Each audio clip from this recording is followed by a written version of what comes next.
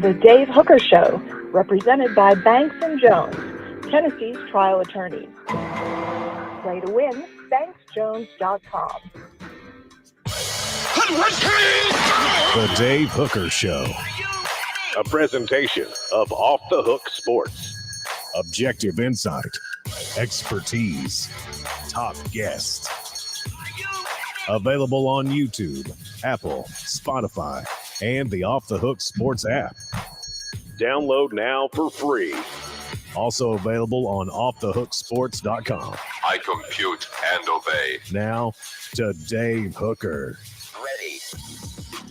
Loaded up. Yes, we are absolutely loaded up. And why Caleb Calhoun thinks that Kent State will actually upset the Vols this weekend. Okay, Dave. All right. A lot to get into on the program today, including 5 Kent State players to watch for Saturday, because God bless Caleb, he did his work. And also 4 bold predictions I have for the Vols versus Kent State. I'll just tell you, I've been all over it, no question about it. And I don't pat myself on the back usually. I called Ethan Davis in the first. Hey, we went on and on and on. I'll just tell you, I've been pretty good into my scores. And also later in the program, we will be joined by a very special guest, Aaron Murray, former Georgia quarterback, ESPN commentator on the show. So we are absolutely loaded up, and we're represented by Banks & Jones, Tennessee's trial attorney, banksandjones.com. Other attorneys say they'll go to trial. They won't. banksandjones.com. Will West, how are you, sir?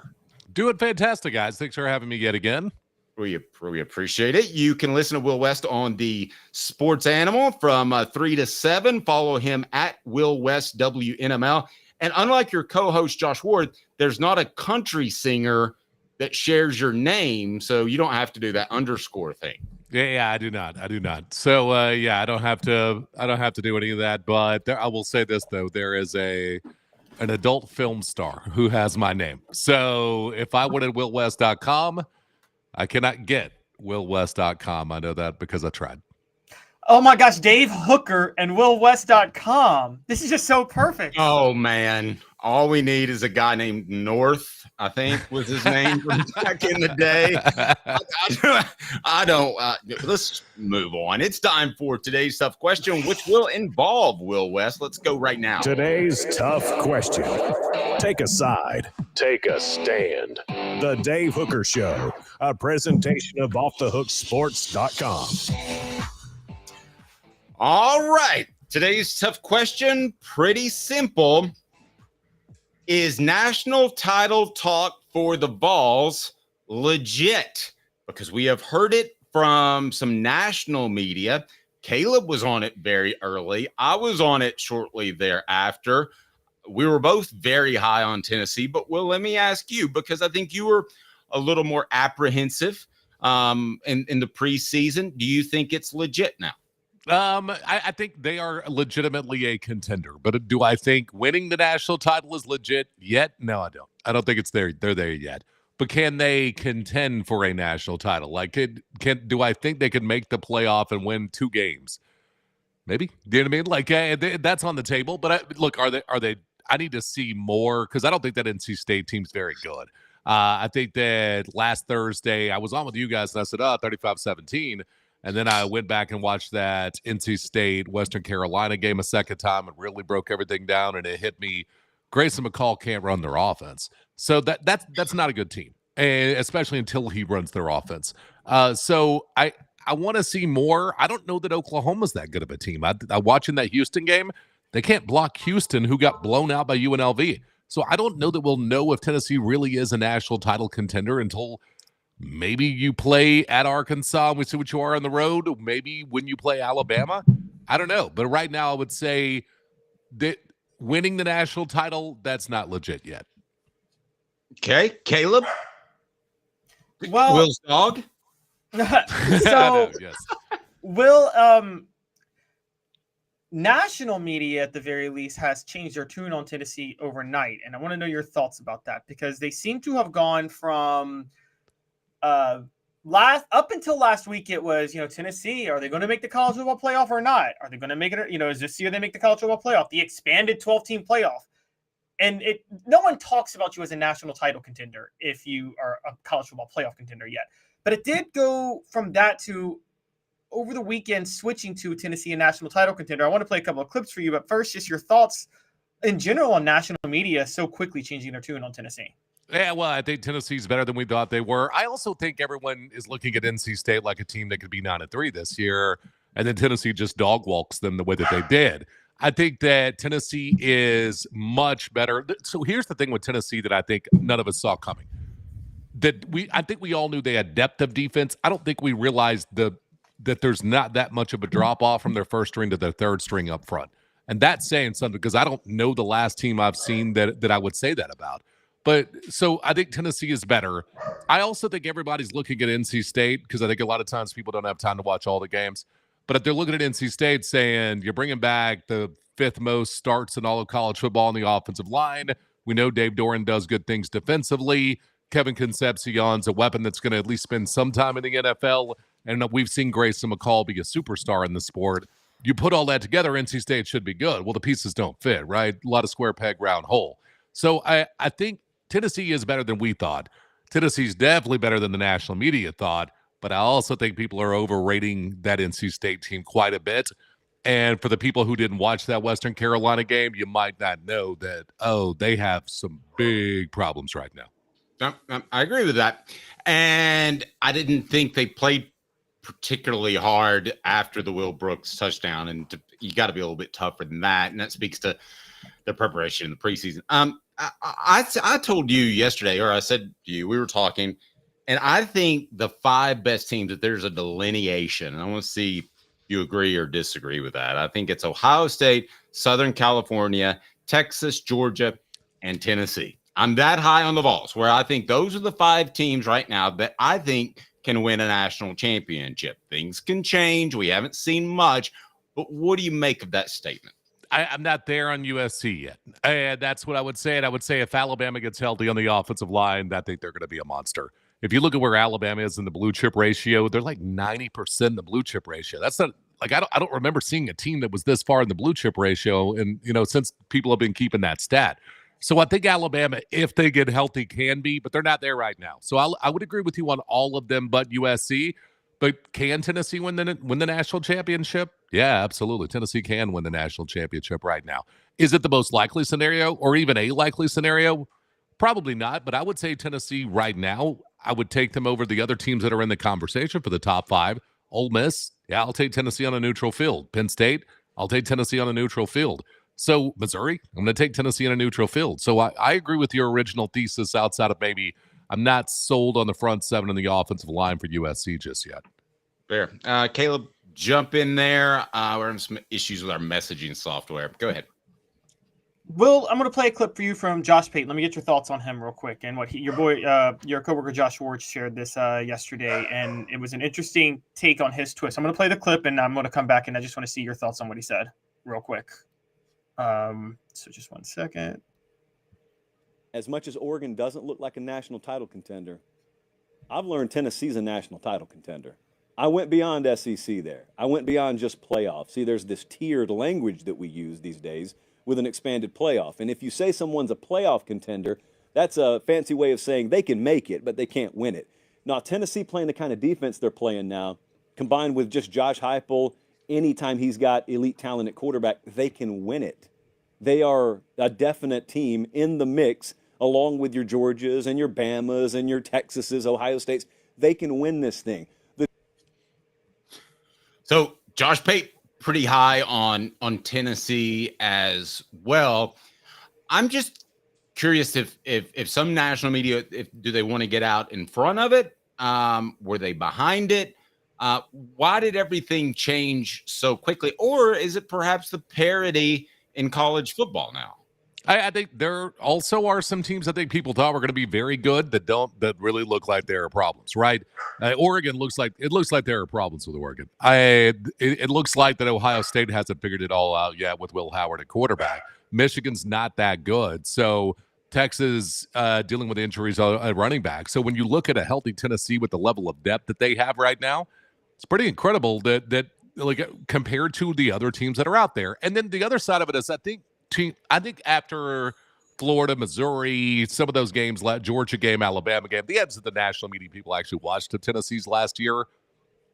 They probably were behind on Tennessee. And the pendulum, when it swings back where it needs to go, usually first swings too far. So I think they've swung the pendulum a little too far right now, and it'll land somewhere in the middle. But I also think this Tennessee team isn't a finished product yet. So let's see Nico and the wide receivers and all of those things continue to build. John Campbell, I thought, played a much better game in game 2 than he did in game 1. And so let's see him get better. Lance Hurd is raw. And so he's fantastic in run support, but he's not, let's see where he is in pass protection. So that guy's going to get better as the season goes along as well. James Pierce is going to give you literally anything at all because he hasn't yet through 2 games. So Tennessee, I don't think is a finished product yet, but I do think the national media, part of it is trying to catch up with everything. The other part of it is maybe you were behind, and so now you've swung the pendulum too far when you try to catch up. Take a moment, hit that like and subscribe button. We greatly appreciate that. Turn your notifications on, and we'll be joined by Aaron Murray, ESPN analyst, former Georgia quarterback, who does a fantastic job on YouTube. We'll talk to him later. But to your point, let me give you these options. Tennessee will not win a national title because secondary or offensive line depth. Because I still don't know anything about the secondary. Yeah, well, I would say offensive line depth. I've seen Tennessee be good enough to win a national title with the 125th ranked pass defense in the nation. So and they were good enough. If Hendon stays healthy, you don't have the situation in South Carolina, you were good enough then. So, but the offensive line depth, that's what scares me. We've seen what this is without Cooper, right? We've seen what this is without Spraggins. And I don't think anybody liked what we saw. So I need to see more offensive line depth. Carrick was a guy that was injured a lot of the fall camp. Both tackles dealt with injuries and missed time during fall camp. So if something keeps Tennessee from being able to reach their potential, and I don't know that their potential is to win the national title. I think it could be to win the national title. But if they were to win the national, if they fall short of their potential this year, it will be because of offensive line depth, I think, more so than the secondary. Yeah, because it's almost impossible to go through a season and not get a lineman hurt to the point where he misses a game or two, right? Yep. Yeah, well, and remember last year, beginning of the season, Tennessee's telling us, hey, we're comfortable going 9 deep on the offensive line. So I'm on the radio looking like an idiot because I sound like an idiot because I'm like, Tennessee has plenty of depth on the offensive line. And Cooper's going to be back for the Florida game. And I was wrong on both of those things because I listened to the coaches. So I just think if they had the depth, we would see the depth. I don't think they have horrible depth. I just think it's kind of like that offensive line's like a basketball team that goes 7 deep. You got 2 guys off the bench. The starting 5 you feel really good about. The other 2 can spell somebody, but you'd prefer them not to. But I don't know that they're going a whole lot deeper than that right now. I'll make this note. Satterwhite, I believe, will be a more physical, eventually dominating type of offensive lineman at center. But I don't know that he's going to have the mental acumen immediately if something were to happen to Cooper. So but the depth other than that, I think is very, very, very curious. All right. Yeah. One thing I was told about Tennessee's team last year, some of the issues when Ollie took over at center, is that Cooper could call out the blocking in 2 seconds. Took Ollie about 5. And so just that extra few seconds slowed everything down. Joe was trying to go too fast over the top of Ollie calling out blocking. And there were some communication issues between Joe and the offensive line because of that. And so I do think that Cooper's a weapon with how fast he's able to process everything and communicate everything to his teammates. And so it's going to be like even next year after Cooper, there's going to be growing pains, right? Even if I like the guys behind the starting 5 they have right now, there are going to be growing pains because that dude is unbelievable. Something that you brought up to me and Caleb did this morning, because I'm not a big gambling guy. FanDuel has moved the line from the Tennessee-Oklahoma game to the Vols were 5-point underdogs to now 2.5-point favorites. What do you make of that? So your first thing you think is someone is hurt, right? But then you look at it, you're like, no, they're actually getting Anderson back. So what this probably is market correction. This has been mispriced, and we started this at 5.5, and we wanted to be conservative with the way that we were repricing this, but we can't be because Tennessee's just flat out better than Oklahoma. Oklahoma has problems, like they do. But I said this at the beginning of the season, and when I saw Oklahoma in people's top 10, top 15, I'm like, either they're complete disruption in college football, or they're a 7-5 football team if they beat Tennessee. Just you don't go take guys from SMU and North Texas and things like that, and you walk 3 total starts on your offensive line for your team, and then you go to the SEC and it gets better. I have a hard time believing that's going to happen. So I think that Oklahoma's not very good. I think Jackson Arnold is kind of on his own, and I think Vegas looked at it and said, we are going to lose our backsides if we don't adjust this. I think it's going to adjust even further, and I think we could end up being 5.5, 6 by the time we get to kickoff.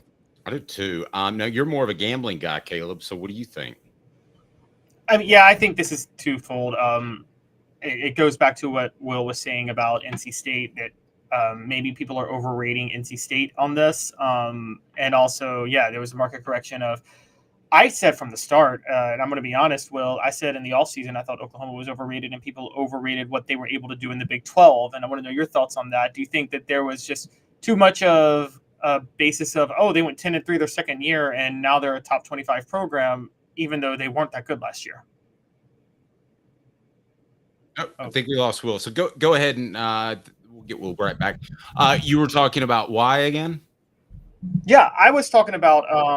We got Will back. All right. Well, I don't think you heard any of that question. So here we go. Let's. Can you ask that question again, Caleb?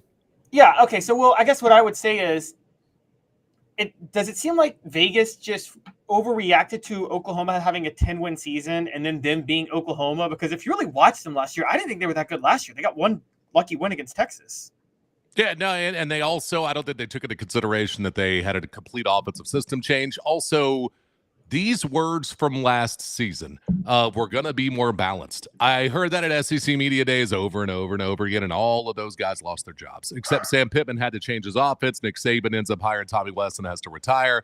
Like they everybody that tried to, or Tommy Reese, everybody that tried to go more conservative lost. And so now you have Brent Venables, defensive coach, that we're going to be more balanced. That's not going to go well. So I don't know what people were reacting to. I remember getting into it a little bit with, not getting into it, but, arguing with Pennington on the Sports Source set, because I think ESPN had Oklahoma at 8 and Tennessee at 9. And I said, well, they're not going to be 7-5 unless they beat Tennessee. So I don't know why people are thinking this. Look at their roster. A lot of 4 and 5 stars, not a lot of guys who had done anything. I know Jackson Arnold was highly rated, but I think overreacting to 10 wins last season. I think I also think people looking at recruiting rankings, Vegas being off on that was what was weird to me. But Vegas did have them at 7.5 for their win total, right? Is what I want to say at the beginning of the season. So Vegas was right on that aspect of it in my mind. But when it came to the actual lines of the games, that's where I think Vegas missed it. But I've said since midsummer that the entire media in college football is blowing it on Oklahoma. The Vegas has it right. That's a 7, maybe if they get an upset somewhere, 8-win football team. But at most, they just don't have the horses that have done anything. I mean, who's on that roster right now that you've watched do anything in their entire career? No one yet. I want to open this up, Will, first. But we talk about Brent Venables, and you're always going to keep half an eye on Oklahoma because something could change with the administration. Josh Heupel played there, blah, blah, blah. And I don't want to go there. But I want to talk big picture. Are we past the point that a defensive coach can take over a program and have elite success? Because it used to be Saban Smart. That's the type of guy you wanted, right? Now, do you have to have an innovative offensive mind at head coach to be successful in college football? I think that you can have a defensive coach that understands the defenses and what's going to win this. Defense no longer wins championships. Having a defense, I think you need to win a championship. But the days of we're at the 46-yard line, it's 4th and 1.5, let's punt, and I'm going to count on my defense to get that stop is stupid. It's just it's not even like a bad decision. It's dumb, and at this point, you aren't paying attention. Winning with ball control is the thing I think that's dumb. We're going to be balanced. We're going to win with defense. We're going to use ball control. We're going to ground and pound. That was one of the things when Jeremy Pruitt got hired here. I was like, what in the world are you thinking? You can do that if you have straight up better players than everybody else. If I've got the mid-90s Cowboys offensive line, I can put it in the eye and shove it down your throat, and there ain't a single thing you're going to do about it. Georgia's going to win a lot of games doing that. But I don't think that in this day and age, unless you are Georgia, even at the top right now, Ohio State has players, right? So if Georgia tries to go ultra-conservative, Ohio State can absolutely beat them. Texas has players. They can absolutely beat them. There's nobody that has enough of a talent disparity to be able to just play conservative football and win anymore. I think it can be a high floor play. Kentucky, I think Mike Elko, what he did at Duke. But you're going to have to win offensively. That's just the way that the world works. Saban tried, and then he punted on that and said, nope, we're going to throw the ball 40 times a game.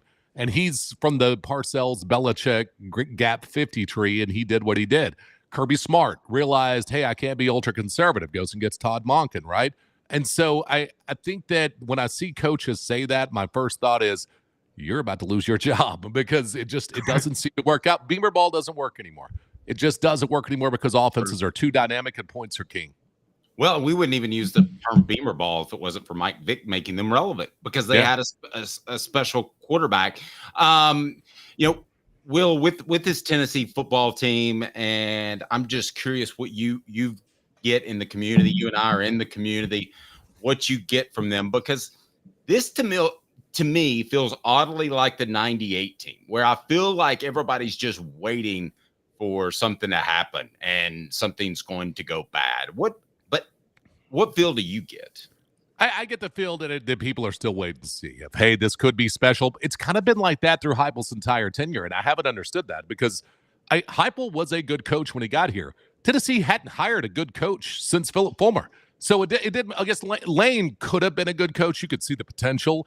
But Butch Jones took over what Brian Kelly did and did worse with it at two different places. So I didn't understand why everyone was so apprehensive with Heupel, but his entire tenure's kind of been like, let's wait and see. And I think that's where people are right now of let's wait and see. I do think that there's an expectation of now 10-2, but I don't think anybody thinks you have anything for Georgia. I think most people presume you're going to lose to Alabama. But I don't think anybody's waiting on this Oklahoma loss to happen or waiting on Arkansas to shock you in Fayetteville coming up out of a bye week where Josh Heupel's 8-1. I don't think we're at there's an apprehension as much as it is Tennessee because people bought into Derek Dooley and Jeremy Pruitt and stupid things like that. Now that Josh Heupel and any coach that comes behind him is probably always just going to have to prove it versus being given the benefit of the doubt. I want to go comments from Reese Davis, but first, Will, I'm going to let you out of here with this, and that is going back to the defensive-minded coach. I think it's easier to go the other way in terms of Josh Heupel being able to slow it down like he did at the line, ran some clock, than it is to go the other way. And, hey, I'm going to have an explosive offense all of a sudden. Does that make sense? No, it does. I think, look, Nick Saban said something Saturday on the 7 o'clock Sports Center because I woke up early forgetting there wasn't soccer this weekend in England. But I'm watching the 7 o'clock Sports Center of all things. And Nick Saban's doing a hit with whoever the host was and says, and I don't even remember the team he was talking about. He said, well, their problem is they didn't have splash plays last year. And splash plays are the thing that makes up a talent disparity. And so if you look at guys like Mike Leach that could go anywhere and just win, he won in Lubbock, Texas. He won in Starkville, Mississippi. He won in at Washington State. I don't know if Nick Saban could win at those places because you cannot get players. And so, I mean, he win, but I don't know if he win like Leach did even. What a decided schematic advantage does offensively is make your team, it makes up for a talent disparity. No, a decided defensive advantage, schematic advantage, doesn't, because it's still hat on a hat, man on a man, and they're your guy versus their guy. It's still me versus you lining up across each other. And that's just not possible unless you have the Jimmies and Joes to get it done. But if you have an offensive scheme that gets it done, yeah, you can make up a lot of ground when it comes to talent. 3-7 on the Sports Animal in Knoxville. Will West, IWNML on the Twitter. Will, I appreciate you, buddy. We'll talk to you soon. All right. Thanks a lot, guys. And you're not going to believe what Reese Davis had to say about the Vols as we played the Josh Pate comment a little bit earlier. We'll give you 30 seconds, and we'll give you that Reese Davis comment because the national media is on the Vols. They just happen to be about 6 months behind, like a year and a half behind Caleb Calhoun. Well, it's because they're Tennessee's trial attorney. You can play to win with Banks and Jones because they'll go to trial. You've heard of other lawyers. They say they'll go to trial and fight for you. They won't. They just want to settle. That's the easiest way out. Well, that's not Banks and Jones, led by T. Scott Jones. They won't settle. They'll go to trial for you. Tennessee's trial attorney. They play to win. Truly, Tennessee's trial attorney when it comes to criminal defense or personal injury. Why settle? It's Banks and Jones. T. Scott Jones. BanksandJones.com. All righty. So Reese Davis, formerly of ESPN, he had. He's still at ESPN. He's still at ESPN. Still at ESPN. Excuse me. Oh, did I get him fired? I'm sorry. I didn't mean to do that. But here's what Reese Davis had to say. Of course, he does College Game Day. Why did I say? Oh, I was thinking of the other guy that looks a lot like him. He does a podcast now. Okay, but here's a trio that you'll want to hear because this is national media. Now, in all fairness, the man in the middle is a good friend of ours. So he's a Tennessee alum. And if you want to take that into account for the other SEC fans that tune into our show, you can. And please hit like and subscribe. But let's go ahead and pull that up and set it up. Who have we got? Looks like we got Bruce Feldman there, Ryan McGee, and we have Reese Davis. So what does he have to say? This is just Reese Davis talking about Tennessee. So, yeah, don't worry about the other two. Yeah, they can shut up. Tennessee needs some growth out of that offense and out of the receivers making plays down the field. That's not why Tennessee might be in that group with Texas and Georgia and probably Ohio State. It's the fact that they're rolling about a dozen dudes through that defensive front, all of whom aren't just big, wide bodies. They are rear end kicking, trouble-making, havoc causers up front. Now, NC State is probably an average team like NC State typically is, but they're old up front, and they got absolutely butt kicked in Charlotte on Saturday night.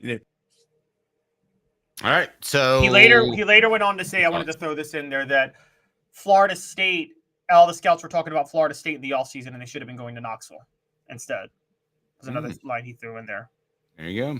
I think he graduated from Alabama, but is fantastic. And he also will do the Give Him Six. Have you noticed that as a shout out to John Ward? Yep. I saw him say that.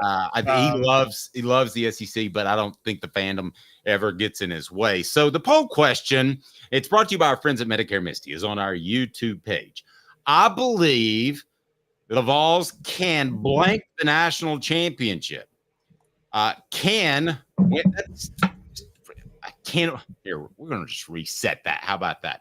How do you want to set this up, Caleb? Because there seems to be three. I mean, there's no way we could set a poll question on them as title contenders. That's not going to be 100% everybody saying title contenders. But I could set it up as, hold on, let's think about this. Okay. Well, I'm excited. Sorry about this. I'll tell you what, we'll set the poll question here in just one moment. Let me tell you a little something about our friends at Asia Cafe. That's where I'm going for lunch today. I'm meeting a former Vol there, hashing it out, having a good time. Asia Cafe has over 6 locations. They are fantastic. We're talking about long-time guarded family recipes that are phenomenal. Asia Cafe, treat yourself to authentic Asian cuisine, handcrafted from guarded family recipes. 5 locations to choose from. Link right down below, asiacafe.org. They also have that fantastic Brazilian cocoa energy booster premix instant white coffee. So they bring you our poll question today, which is, Caleb? Well, I'm seeing it now. So Tennessee is more of a, let's do it this way, guys. Here we go. We'll say Tennessee is more of a contender, of a title contender, or favorite? Are they a title contender or a title favorite? Okay, so what about the option of they're neither? You don't want that in there, so somebody has to choose. Is that what you're doing to me? No one is going to choose neither. Contender or favorite? Okay. He's a tricky guy, that Caleb Calhoun. I tell you what we'll do. I want to get into this day in Tennessee sports history because it's a really, really good one. And I want to get into my 4 bold predictions for the Vols versus Kent State. I do not, Caleb, pat myself on the back often, but how have I done the previous couple of weeks in not only picking the score, but telling you what's going to happen in the game? How have I done? Scale of 1 to 10. You have done, okay, first of all, you've done well in the sense of what you highlighted turned out to be the right highlights, but your actual predictions on them were hit or miss. You mean my So, score predictions? Oh, no. I'm talking about your actual bold predictions within the game. Oh, okay. Oh, I thought they were better than that. Okay. So Squirrel White, yes, you were right to highlight him last week, but he didn't have 100 yards and a touchdown. Well, but I mean, they pulled him out of the game. So we'll get to my 4 bold predictions, including the score prediction, in just 2 minutes. With Caleb Calhoun, I'm Dave Hooker. This day in Tennessee sports history as well, Off the Hook Sports. 5th year, the second and third generations continue Joe Neubert's commitment. His vision of what this business needed to be, we still try to live up to that. If we wouldn't put our family in it, we're not going to put their family in it. If you're going to say that you're doing the best work in Knoxville, now saying it's one thing, producing it and providing it's another. The largest family-owned collision center in Knoxville is Joe Neubert Collision Center.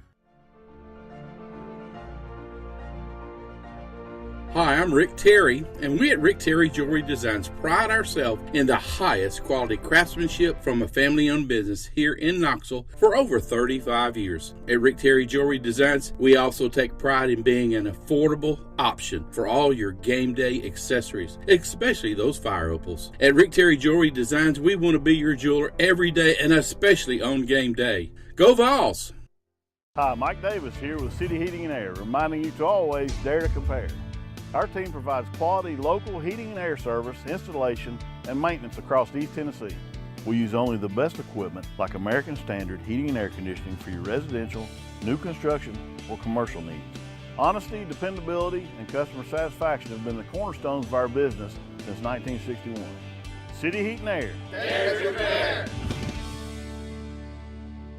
When the lights turn on and the game begins, you need a team you can rely on. Ray Varner Ford & Clinton's strong lineup of vehicles is crafted with the same dedication and hard work that drives our community. Experience quality and value in this pre-owned 2023 Ford Expedition Limited 4x4 $67,950, 2017 Ford F-150 Raptor SVT $41,950, 2023 Ford Escape ST Line $28,940. Local you trust, pre-owned vehicles you can afford. Ray Varner Ford, built for the game. With our brand new location on Emory Road, Eye Care Optical is bringing East Tennessee's best eye care to your neighborhood. Doctors Johnston and Combs offer unmatched expertise and care without a trip to Knoxville. Eye Care Optical, now in Powell.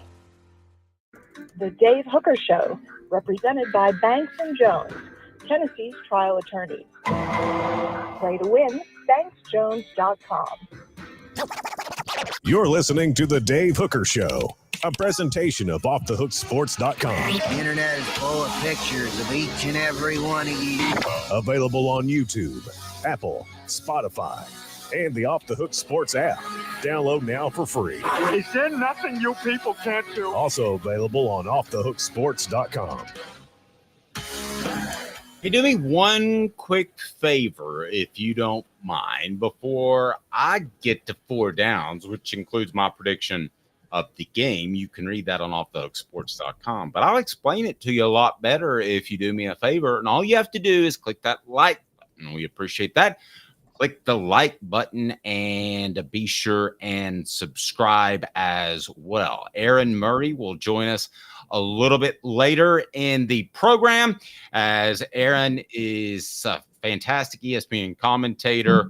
Likes him some Nico a lot. Former Georgia quarterback, and also does some really good work in breaking down film that you certainly need to check out. And we'll tell you more about that as we go on. And what does it mean to you when, Caleb, I'm curious, when an opposing quarterback has fantastic things to say about Nico? Because it's clear to me that he's not playing to his audience. If he wanted to, he would just talk about how great Carson Beck is, right? When a quarterback is, with No, Aaron Murray? it was specifically with Aaron. I just think it speaks more volumes when he says something positive about Nico than when a former Ball does. Is that fair? Yeah, and also because he has a podcast doing it. I mean, I'll say this, like, I don't care if he was a former Vol. If Peyton Manning says something positive about a quarterback, that's Peyton Manning being diplomatic. Peyton Manning will never say any college quarterback that's young is not going to be good. You will never hear him say that about anybody. Well, you picked the most diplomatic person ever, so that's no fun. But I mean, if Tyler Bray said Nico's the best quarterback that I've ever seen, I don't. That doesn't mean anything to me. I would immediately think he's the worst quarterback I've ever seen. I mean, it's very. Tyler Bray went at last year. Tyler Bray went at Joe Milton for not showing effort at one point. I'm like, who are you to talk about not showing effort? You bum. Sorry. All right. So, what's the poll question? Set it up again. Are Vols title contenders or title favorites? All right. You would say, well, favorites against the field? I can't go that far. Well, okay. When I say favorites, I mean, so there's a difference. Usually when I say favorites, it's like, are they among a group of teams you would pick against the field to win a title? Whereas contender, it's they can compete for a title, but they're part of the field. Does that make sense? Like typically when you do, maybe I'm too in the weeds of gambling. Title contender versus title field is very, very, very minuscule. What's Tennessee's odds to win a national championship right now? How are those odds updated? And then we'll get to this day in Tennessee sports history and also my predictions for the game as I tease that forward. But go ahead and pull that up, because right now I would have 5 teams, and I've mentioned them before: Tennessee, Ohio State, Southern Cal, Texas, and Georgia as the same odds.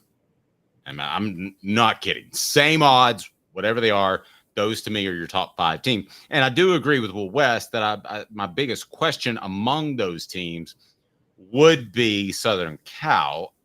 And if Alabama gets super healthy, then they probably need to be included in that as well. But Caleb, what are the actual odds to win a national championship for various teams?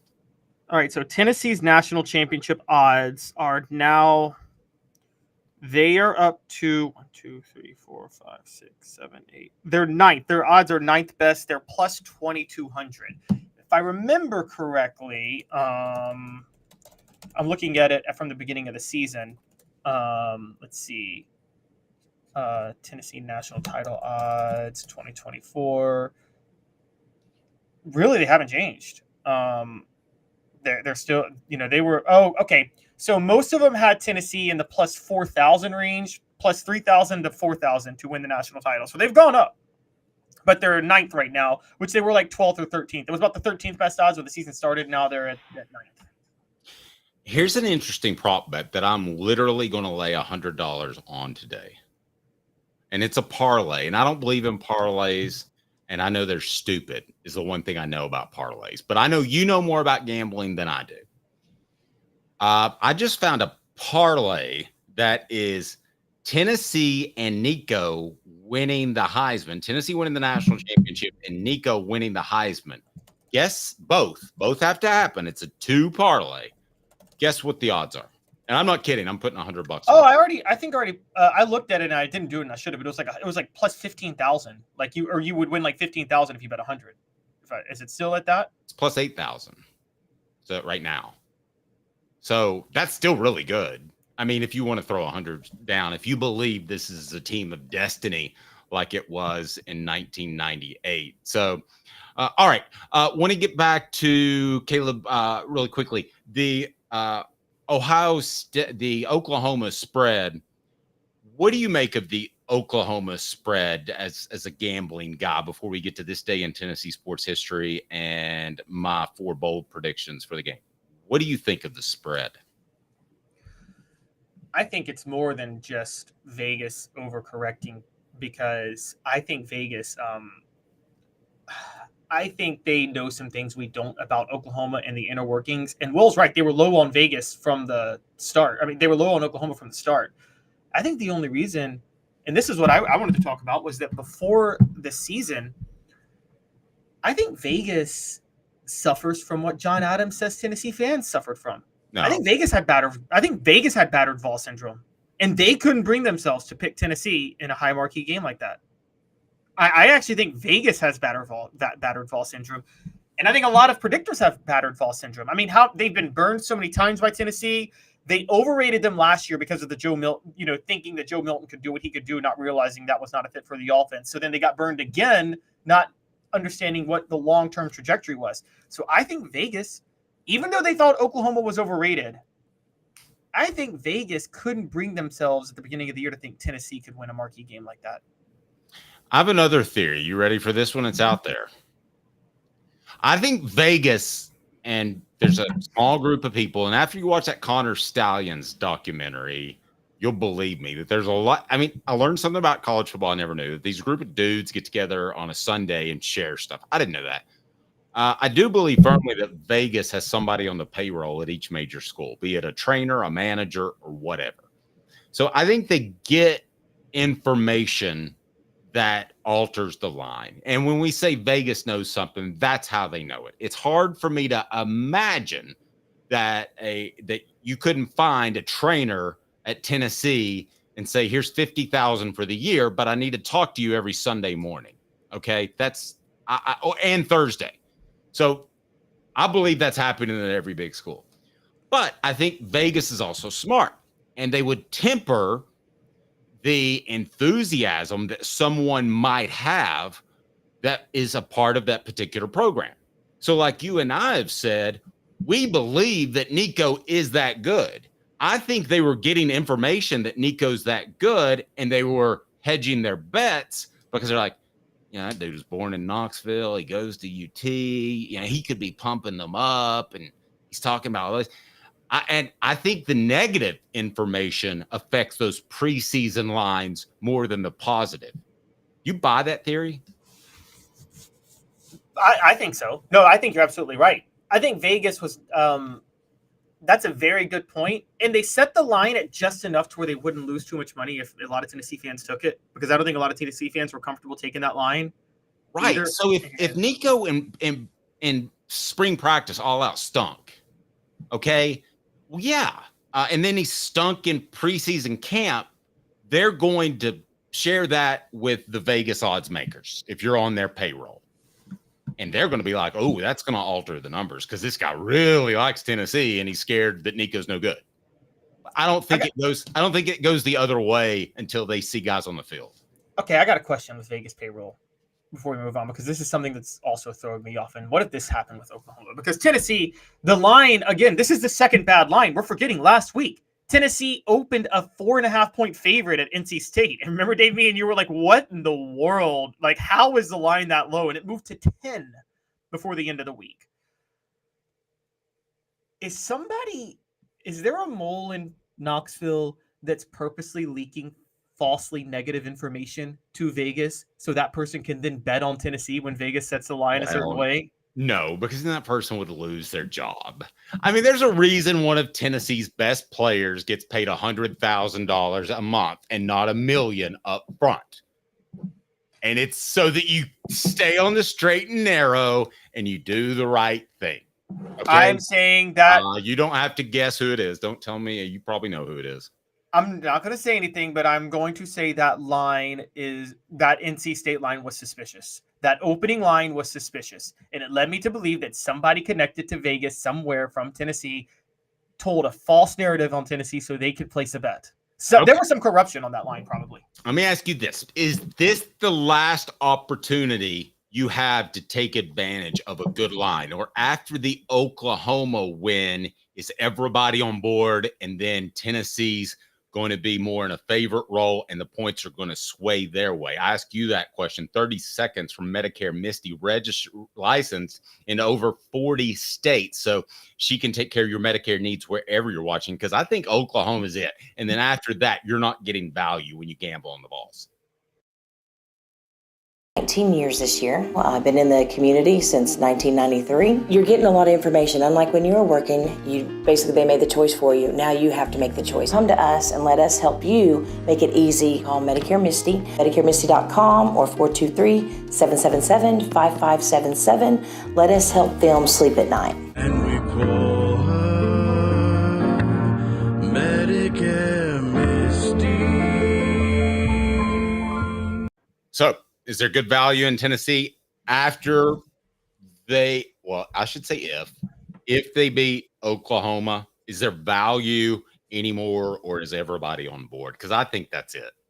That's it. You stick with you're absolutely right. You need to get your value out of them now. And I'm dead serious, guys, because Nico, his odds will drop below plus 1,000 for the Heisman after the Oklahoma game.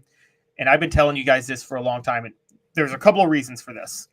This, by the way, Dave, was this not my prediction in the summer that the Oklahoma game would be the game in which Nico would break out onto the scene as the story of football? You did say that.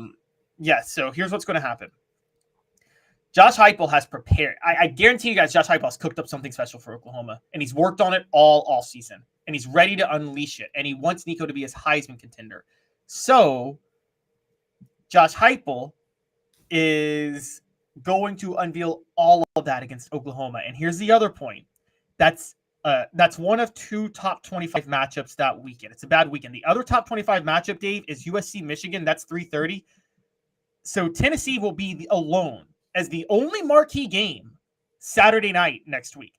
Everybody will be watching them. Everybody will see what Josh Heupel dialed up, and everybody's going to see Nico go off.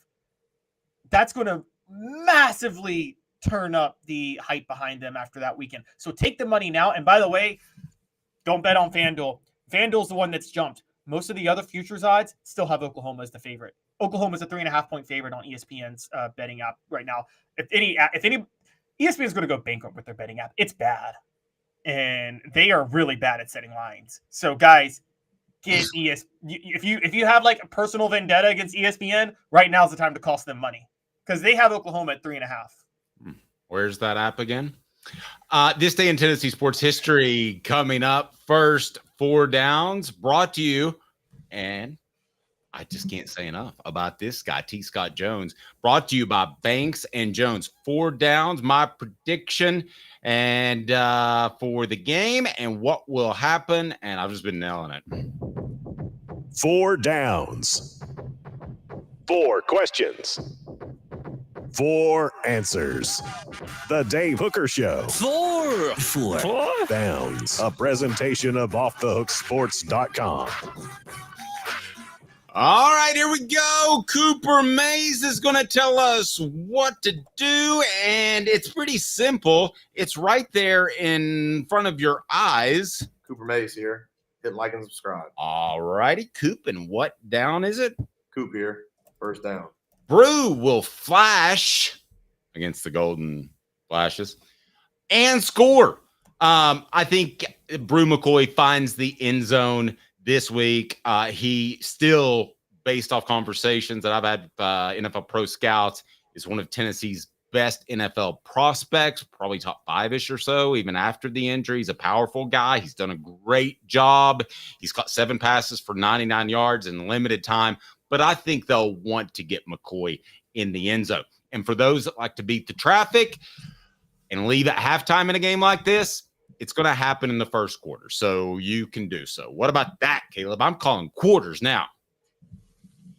Oh, yeah. I think Brew is going to go off this game, too. I think they. But I'm calling quarters. I'm saying he scores a touchdown in the first quarter, because I think Tennessee is so much better. Is that the way you say it? Than Kent State.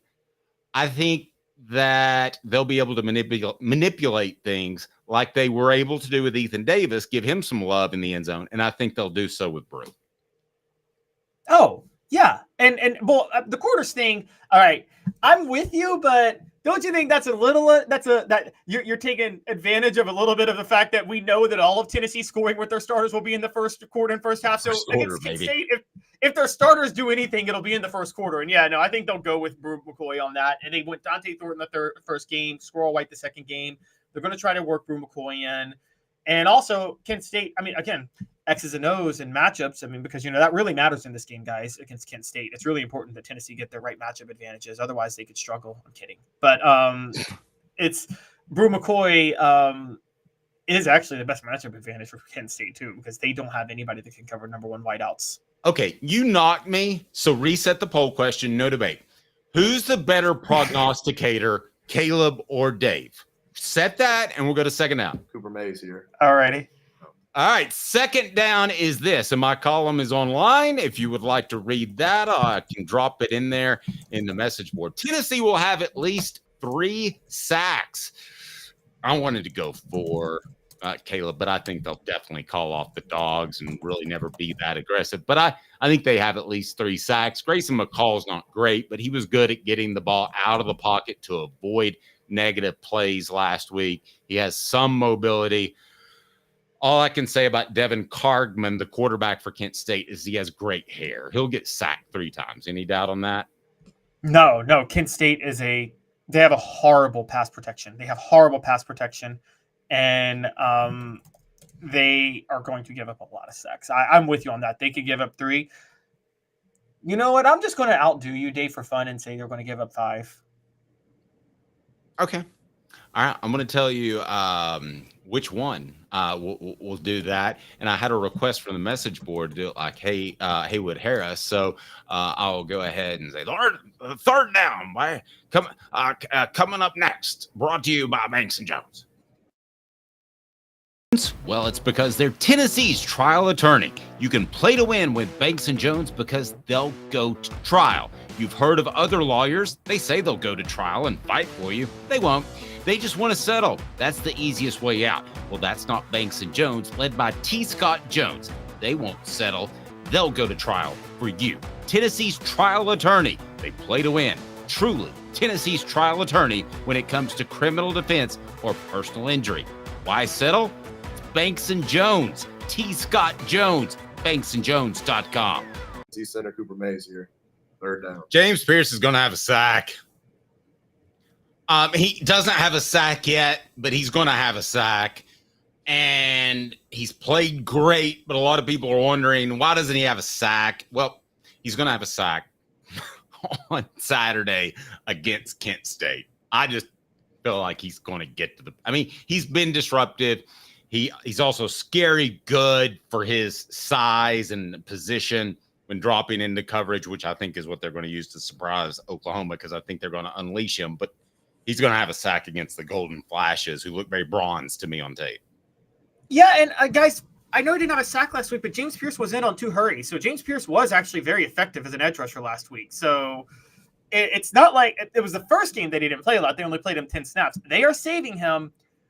I think they've slowly been giving him more reps each week. They're going to give him a few more this week and have him get, you're right, 1 sack. They're not going to let him have 2 sacks. They don't want him ready to unleash against, because they want to save. The only reason he might not have a sack, Dave, and I'll say this, James Pierce, they may save again because they want the narrative out there that James Pierce isn't doing a lot right now. And maybe Oklahoma will, be like, oh, we don't have to worry about James Pierce too much. And then he goes completely off.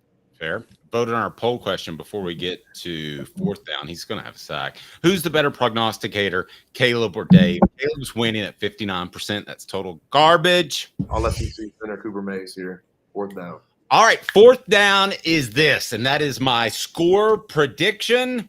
Last time I saw a team this bad, you're talking about a nerd that watches game tape at 4 a.m. when he can't sleep. The last time I've seen a team this bad walk into Neyland Stadium was in 2000. And I didn't know they were that bad, Caleb. Why? Because, well, you didn't have the internet back then. You didn't have the ability to, you didn't have YouTube. You didn't have the ability to look at them. But that's the worst team I've ever seen in Neyland Stadium. I think this team's comparable. So I'm just replicating the score, 70-3. I think Tennessee wins 70-3. So Tennessee could call off the Dogs, and I wrote a column about how you don't need to run up the score, and I wouldn't, but that's kind of a playful score. But Caleb, 70-3. Would you be stunned to see 70-3 like Law Monroe? No, I wouldn't. But I'm going higher. Don't do this to me. I'm going higher. And by the way, I have to make a correction. I was actually wrong. I thought Carson Newman was their biggest blowout yesterday. No, that same program that Zora G. Clevenger ran, they dropped 100 like 3 times, and they beat Cumberland one year. There was a Cumberland football team 101-0. They beat Center College in Kentucky, the largest. They beat 80-0, and they beat Carson Newman the next year 101-0. So I am a little off. I don't think they're going to get the biggest blowout in history because I don't think Josh Heupel can hang 100. However, I think he's going for 80. And I'm going to say this. Kent State. Wait, this Kent State team, relative to talent for its time, this Kent State team is worse than that Louisiana Monroe team. And so if Tennessee's going to win 70-3, if they beat Louisiana Monroe 70-3, and remember, they did that, Dave, when they hadn't figured out the quarterback situation. That was probably one of the youngest teams. That may have been the youngest team Philip Fulmer ever coached, that 2000 team, right? And yeah, but incredibly talented. But I think this team with more experience, I think they're dropping 80. This team's going to hang 80 on Kent State over the weekend. I'm going to go ahead and tell you that would be a shame. Sportsmanship aside, whatever you think, whatever I think in terms of morals, we all have different morals. But if they were to hang 80, I would go back to that Akron game when Akron felt overwhelmed and took a cheap shot on Cedric Tillman. I don't think you want to risk challenging their manhood.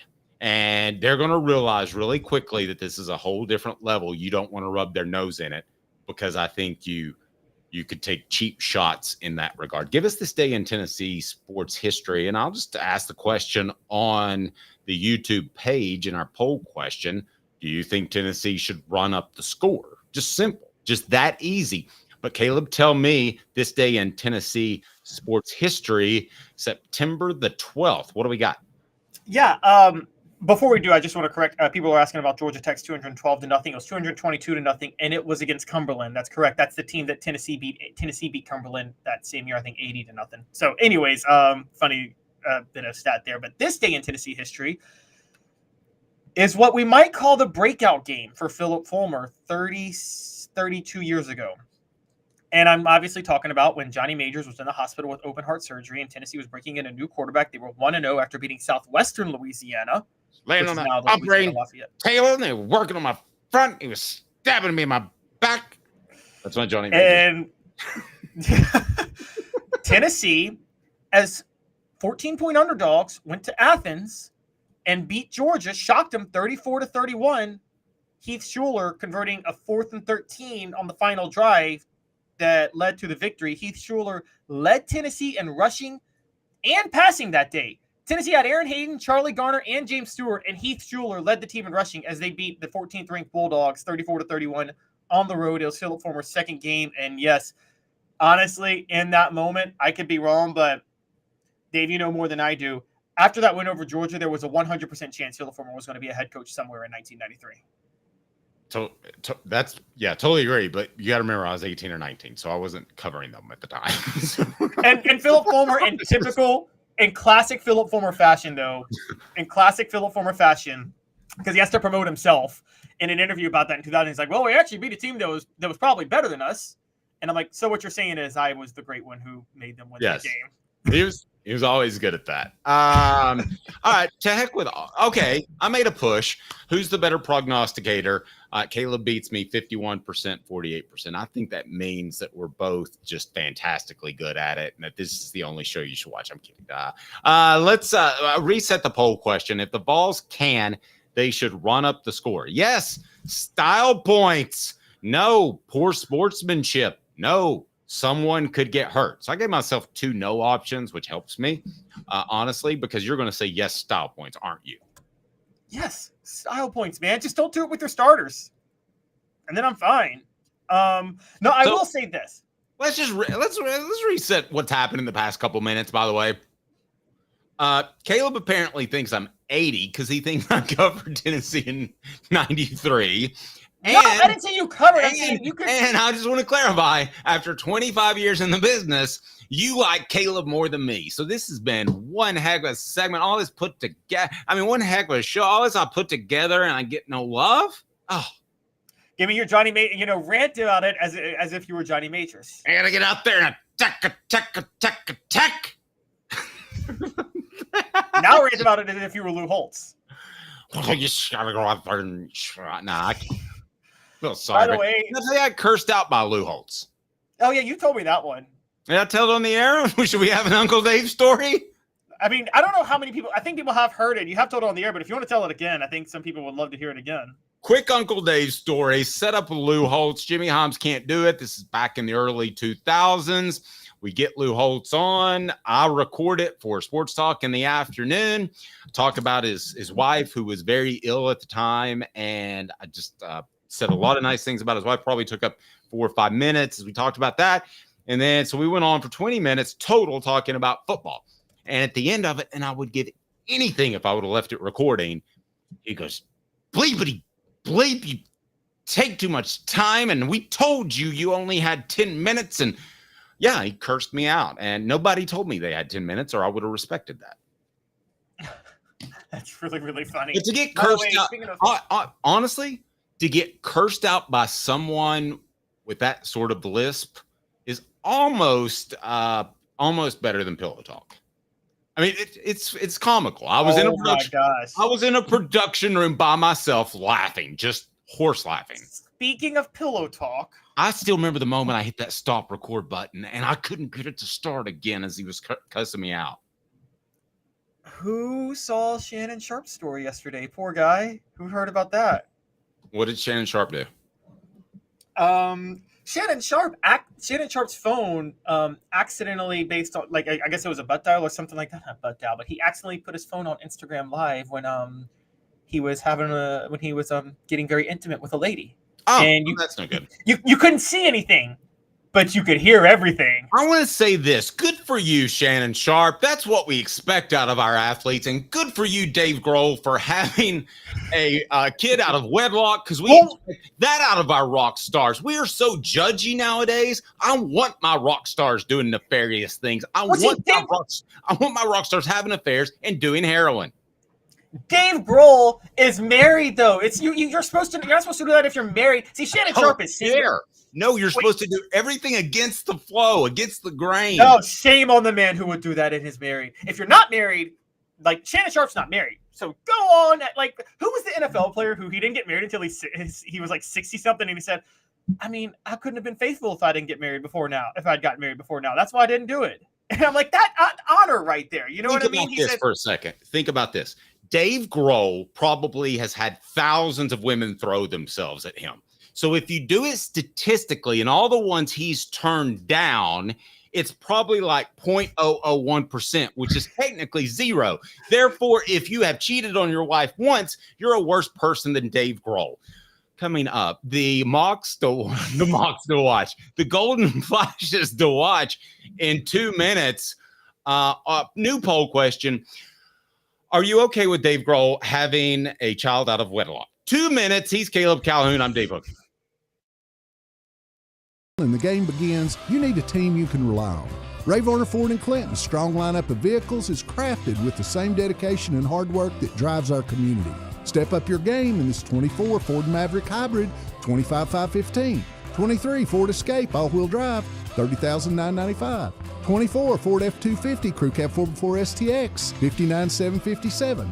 Local you trust, performance you can afford. Ray Varner Ford, built for the game. Sports Treasures in North Knoxville is one of the South's largest sports cards and memorabilia dealers, featuring over 10 million sports cards from vintage to modern. Sports Treasures carries a full line of hobby boxes, singles, autographed memorabilia, Tennessee Vol collectibles, fan cave decorations, and so much more. See a museum full of collectibles at Sports Treasures, 4819 North Broadway in Fountain City, and Sports Treasures on Facebook. Sports Treasures, where the real sports fan goes to shop. Have you seen the latest TriStar Hats Co. product? TriStar Hats Co.? What's that?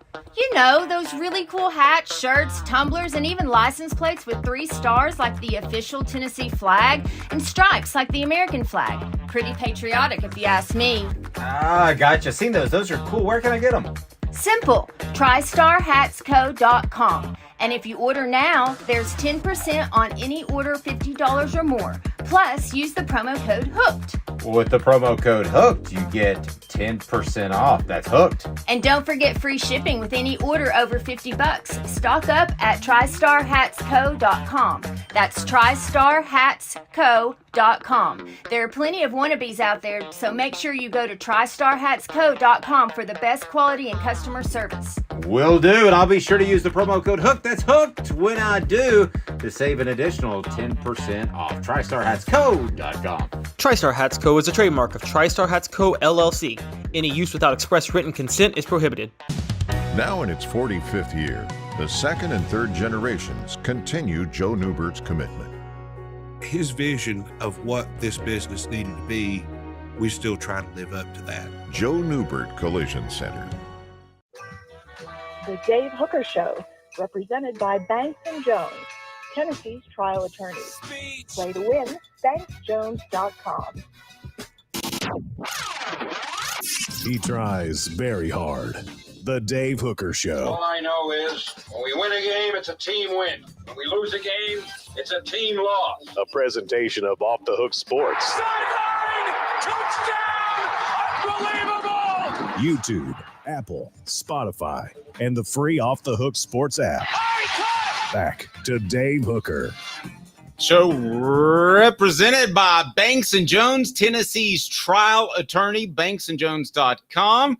Other attorneys say they'll go to trial. I've known some of them. They won't. They'll settle, but not Banks & Jones, led by T. Scott Jones. They will take care of you. We would love to take care of you in terms of some recruiting coverage and the ability to win great prizes. I can announce that we got a pick 6 for our September prizes, which will be 6 autographed pictures from Tennessee's defensive backfield. So you get it? Pick 6. That's pretty neat. And that'll be brought to you by Sports Treasures. It's just $9.98 a month to be a member. You'll get more recruiting coverage and more interaction with me and Caleb Calhoun. I'll get right back to you. I'll prioritize that over my own personal email and phone sometimes. So, and someone actually sent me a message.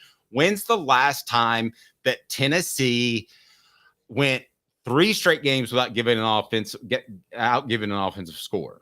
So I reached out, offensive touchdown, excuse me. So I reached out to the University of Tennessee, found out, and that was a fantastic bit of knowledge that I passed along to him. And then we talked about in our stat of the day earlier in the week. But see, that was the interaction. That was the fun part about it. So that's what we want you to do, is be a part of Hooker's Corner, and you can win those monthly prizes. The Pick 6 autographed glossies of the defensive backfield will be yours. 6 of them, as a matter of fact. And that's brought to you by Sports Treasures. Over 5 million Sports Treasures. And they're right there in North Knoxville. Sports Treasures. Follow them on Facebook. And in case you're wondering how, let me go ahead and put the QR code up there. Also, if you're a free member of Hooker's Corner, in that previous note, you will be automatically entered as long as you're a subscriber of Off the Hook Sports YouTube channel. You'll be entered to win that Garmin watch worth over $1,000 once we hit 8,000 subscribers. It is the Garmin Great 8 Challenge, brought to you by Rick Terry and Rick Terry Jewelry Design. Caleb, you did the hard work, and I certainly appreciate that. So let's dig into it. There are some golden flashes to watch, and I'm glad you did this because I'm having trouble doing a lot of film work on the Golden Flashes. I did a little, and I wasn't overly blown away. So let's That's go another ahead. statement. Yes. Let's go ahead and get to it. The Flashes to watch. Are we counting these down? Yep. We are All right. counting them down. You ready? Yeah. I'm your Huckleberry. Let's go. The Flashes to watch against the Vols.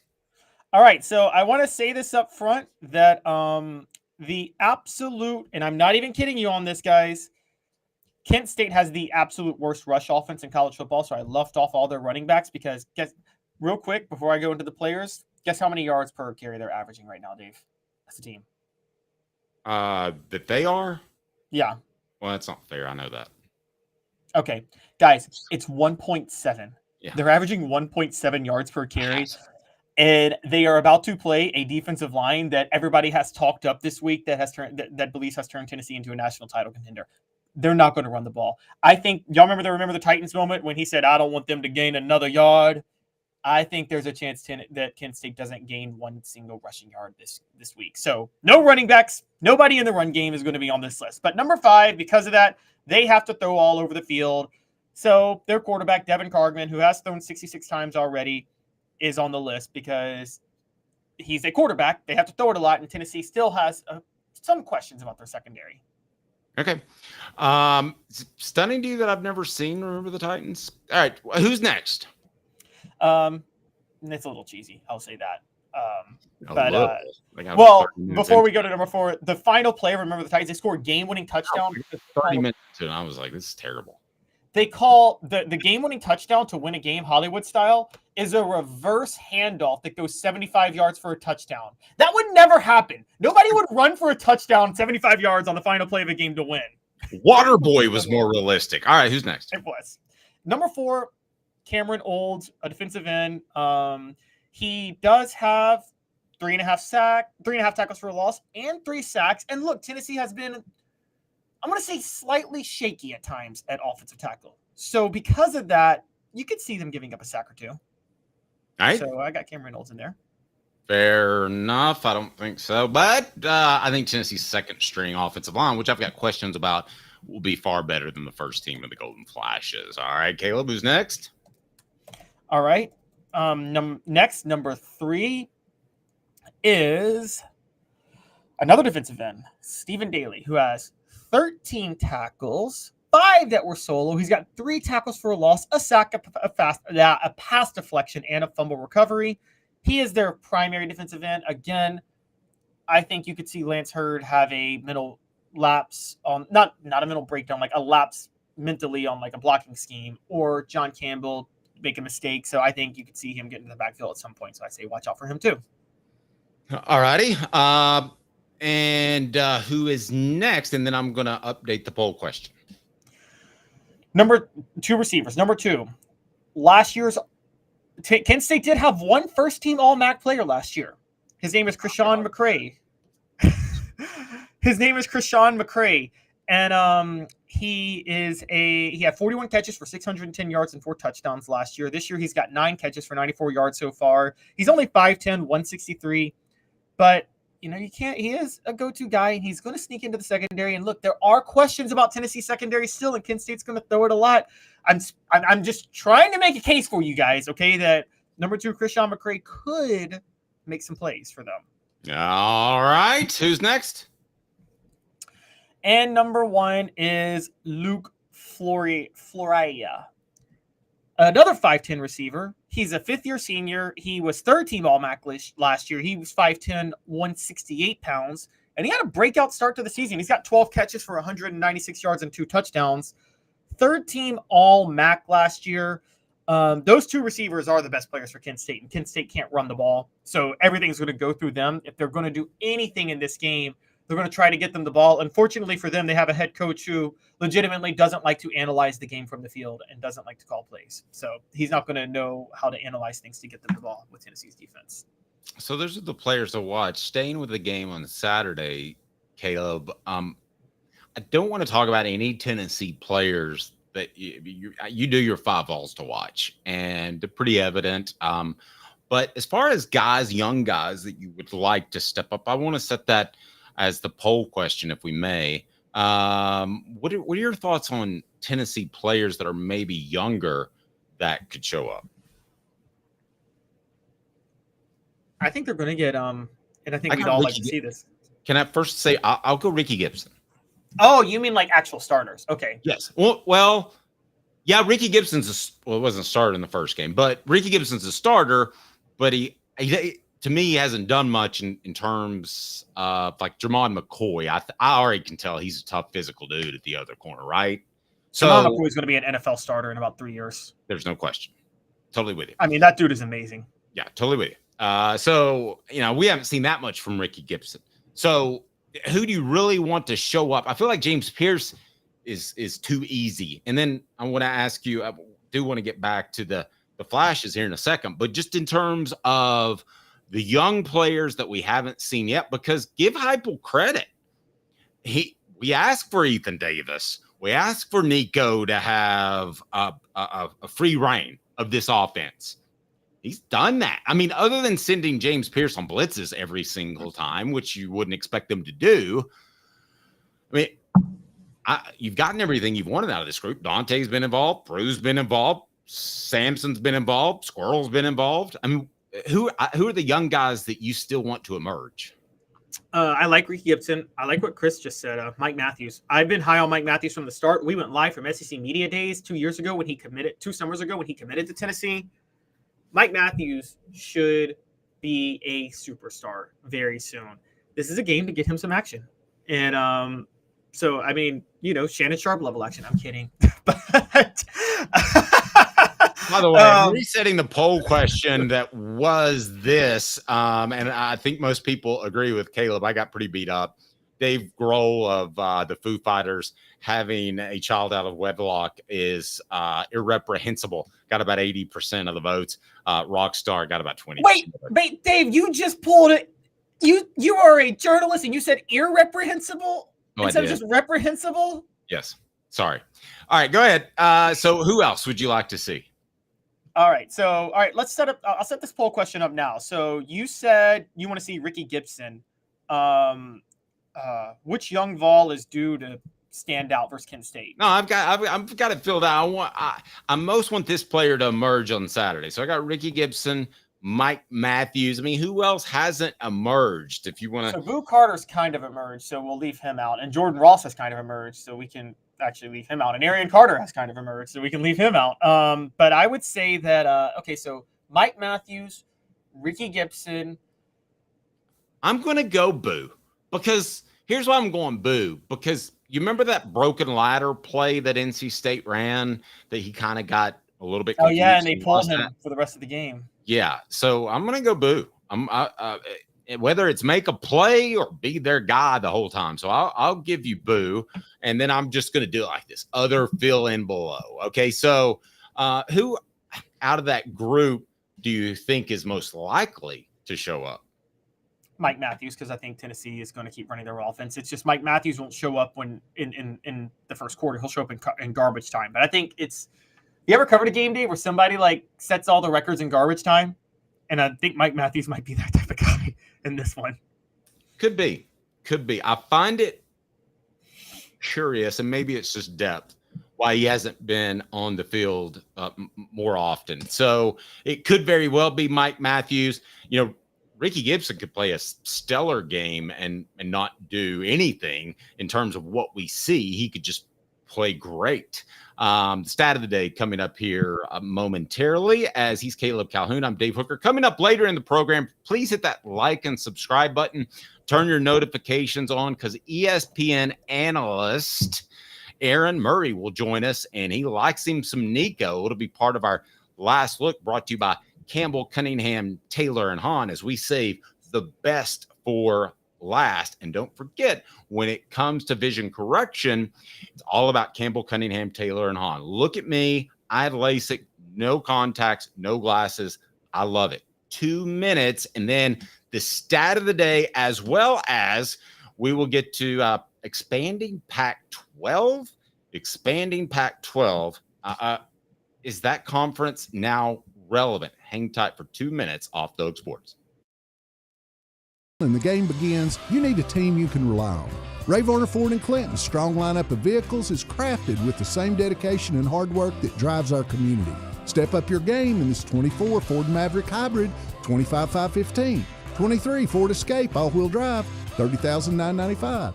24 Ford F-250 Crew Cab 4x4 STX, $59,757. Local you trust, performance you can afford. Ray Varner Ford, built for the game. Sports Treasures in North Knoxville is one of the South's largest sports cards and memorabilia dealers, featuring over 10 million sports cards from vintage to modern. Sports Treasures carries a full line of hobby boxes, singles, autographed memorabilia, Tennessee Vols collectibles, fan cave decorations, and so much more. See a museum full of collectibles at Sports Treasures, 4819 North Broadway in Fountain City, and Sports Treasures on Facebook. Sports Treasures, where the real sports fan goes to shop. Have you seen the latest TriStar Hats Co. product? TriStar Hats Co. What's that? You know, those really cool hats, shirts, tumblers, and even license plates with 3 stars like the official Tennessee flag and stripes like the American flag. Pretty patriotic if you ask me. Ah, gotcha. Seen those. Those are cool. Where can I get them? Simple. TriStarHatsCo.com. And if you order now, there's 10% on any order $50 or more. Plus, use the promo code HOOKED. With the promo code HOOKED, you get 10% off. That's hooked. And don't forget free shipping with any order over $50. Stock up at TriStarHatsCo.com. That's TriStarHatsCo.com. There are plenty of wannabes out there, so make sure you go to TriStarHatsCo.com for the best quality and customer service. Will do, and I'll be sure to use the promo code HOOKED. That's hooked when I do, to save an additional 10% off. TriStarHatsCo.com. TriStar Hats Co. is a trademark of TriStar Hats Co. LLC. Any use without express written consent is prohibited. Now in its 45th year, the second and third generations continue Joe Neubert's commitment. His vision of what this business needed to be, we still try to live up to that. Joe Neubert Collision Center. The Dave Hooker Show, represented by Banks and Jones, Tennessee's trial attorneys. Excuse me, Your Honor. Play to win, banksjones.com. Who's this guy? Hello, who is it? The Dave Hooker Show, Who? a presentation of Off the Hook Sports, What? YouTube, Apple, Spotify, and the free Off the Hook Sports app. Back to Dave Hooker. Can I ask a really stupid question, Caleb? Sure. Which is not my first time. Sometimes the dumbest questions get the best answers, by the way. People say, oh, what a dumb question. But if you get Deion Sanders or somebody stupid to go off, that's pretty good. Derek Dooley. Somebody established a career doing that. All right, Caleb. Can you get future bets on games? Like, could you get a future number on the Georgia game? The Tennessee-Georgia game? Sometimes. They have some futures bets, but not all the time. I do believe there is a futures for Georgia right now. And let me try to pull that up. Okay. And this on our poll question, I most want this player to emerge on Saturday. You can choose between Ricky Gibson, Mike Matthews, Boo Carter, or other. Fill in below. So we had vote for Peyton Lewis. Carter, that's a good call, but to me, he's shown enough to make me think that he's a player, but he very well might break one. That might be the one that is on the cusp, in my opinion. I see you, Blind Squirrel. Or Blind Squirrel saying sports. Khalifa Keith by Lance is a very good one. So there you go. By the way, Angie likes me better, Caleb. So you have that. All right. So what, Caleb, what future bets can you get on the ball? The furthest I'm getting on FanDuel right now, and you guys can correct me if you can see it, but the furthest I'm able to get right now is Georgia, Alabama, which is that's week. I can't remember. Is that next week? Okay, I was wrong. I thought Tennessee, Oklahoma was one marquee game. I forgot Georgia, Alabama's next week too. And that's Alabama. Georgia's a 4.5 point favorite at Alabama. Well, no, I mean specifically Tennessee's schedule. I mean, can you get the furthest you get is Oklahoma for Tennessee's schedule? Okay, all right. I want. What do you think? I'm just curious. what do you think the spread will be against Georgia? I mean, Georgia's the class of the SEC and one of the premier teams in the nation. So I'm just curious, if that game was Saturday, what would the spread be? What do you think? Well, there was a future spread in it. I think it's been suspended now. But I think in the off season, the line was the spread would be Georgia anywhere between 7.5 to 9.5. I think. You think it would be that this week? I think it'd be that this week. Yeah. Why? Well, that's what I was looking up. I looked up line movements. Sorry. I pulled up Vegas Insider, but I actually think it would be that because I think that it's kind of similar to what it was 2 years ago. And then Georgia just covered easily by winning by 14 and they could have won by 30. I think with the way Georgia plays and the way they'd want to, Vegas would bet on them overwhelming Tennessee, but they would think Tennessee could hang with their defensive line. And they think Georgia's better. I see a lot of people saying Georgia at home probably would make them 3.5. Guys, you got to remember this. Vegas gives you 3 points for playing at home. So I don't think they'd favor by Georgia by half a point on a neutral field. They wouldn't make it a pick 'em. Neutral field, they'd favor Georgia by 3 to 4 points at minimum. This game's at Georgia. So that's where I'm getting the touchdown favorite. How much could it potentially change if Tennessee plays well against Oklahoma, which I think they will? Please go ahead and hit that like and subscribe button. I would greatly appreciate that. Then we got a new poll question that's going to go up. All right. So your thoughts if Tennessee handles Oklahoma like you and I think that they will, and that is, let's say the game's in hand and let's say 14 points. And right now I would pick Tennessee to win by about 10, but I haven't done all my research on Oklahoma, even though I'm about to. So right now, I think Tennessee would win the game about 10 points. So let's say they win by double digits. They beat Oklahoma on the road. That's going to be a noteworthy win. That would affect lines down the middle. So you think that Georgia right now would be about a 9-point favorite. But if Tennessee proves just a little bit more against the Sooners, what would you think of that line the following week? I don't think Vegas would change it that much. You guys got to remember, Vegas doesn't get fooled that quickly by things. If Tennessee blew out Oklahoma, Vegas would say, well, we're not high on Oklahoma that much anyway, so this game's overrated. We're so high on Georgia. Vegas wouldn't change the line that much. This is why I've said, and Josh Pate, who I love, had the greatest take on this that I never thought of. But Dave, I know you love formulas for determining the best team. You think the college football playoff should use a computer formula, basically. Yes. I'm going to be honest with you. Josh Pate had a great point on that, and he talked about how schedule strength should be used. They shouldn't use a formula on who would be favored here or here. That's not fair because the body of work actually matters, right? So if Tennessee were to beat Georgia in a game for a spot in the college football playoff, Vegas shouldn't say, well, Georgia should still go because they'd be favored over Vegas. You can't do it like that. But what you can do is for schedule strength, I do think they should factor in Vegas odds for schedule strength for who played a tougher schedule. Is that crazy to say? No. Because you should factor everything, and I'm completely cool with that. Yeah, and the reason I say that is that Vegas isn't going to just overrate or get fooled just by what your record is. They're going to really know how good you are. And so Georgia may have a higher ranked strength of schedule in a game because they played a team that was 6-5 versus a team that Tennessee played that was 4-7. But Vegas could actually do the analytical work and say, well, yeah, but that 4-7 team's probably better. So I think schedule strength formula, I don't know how you do it. There should be an advanced metric that factors in Vegas odds for schedule strength. Now, so I think, but because they don't get fooled by overreacting to 1 week. So they're not going to get fooled by Tennessee blowing out Oklahoma. National media is going to get fooled, but they're not going to get fooled.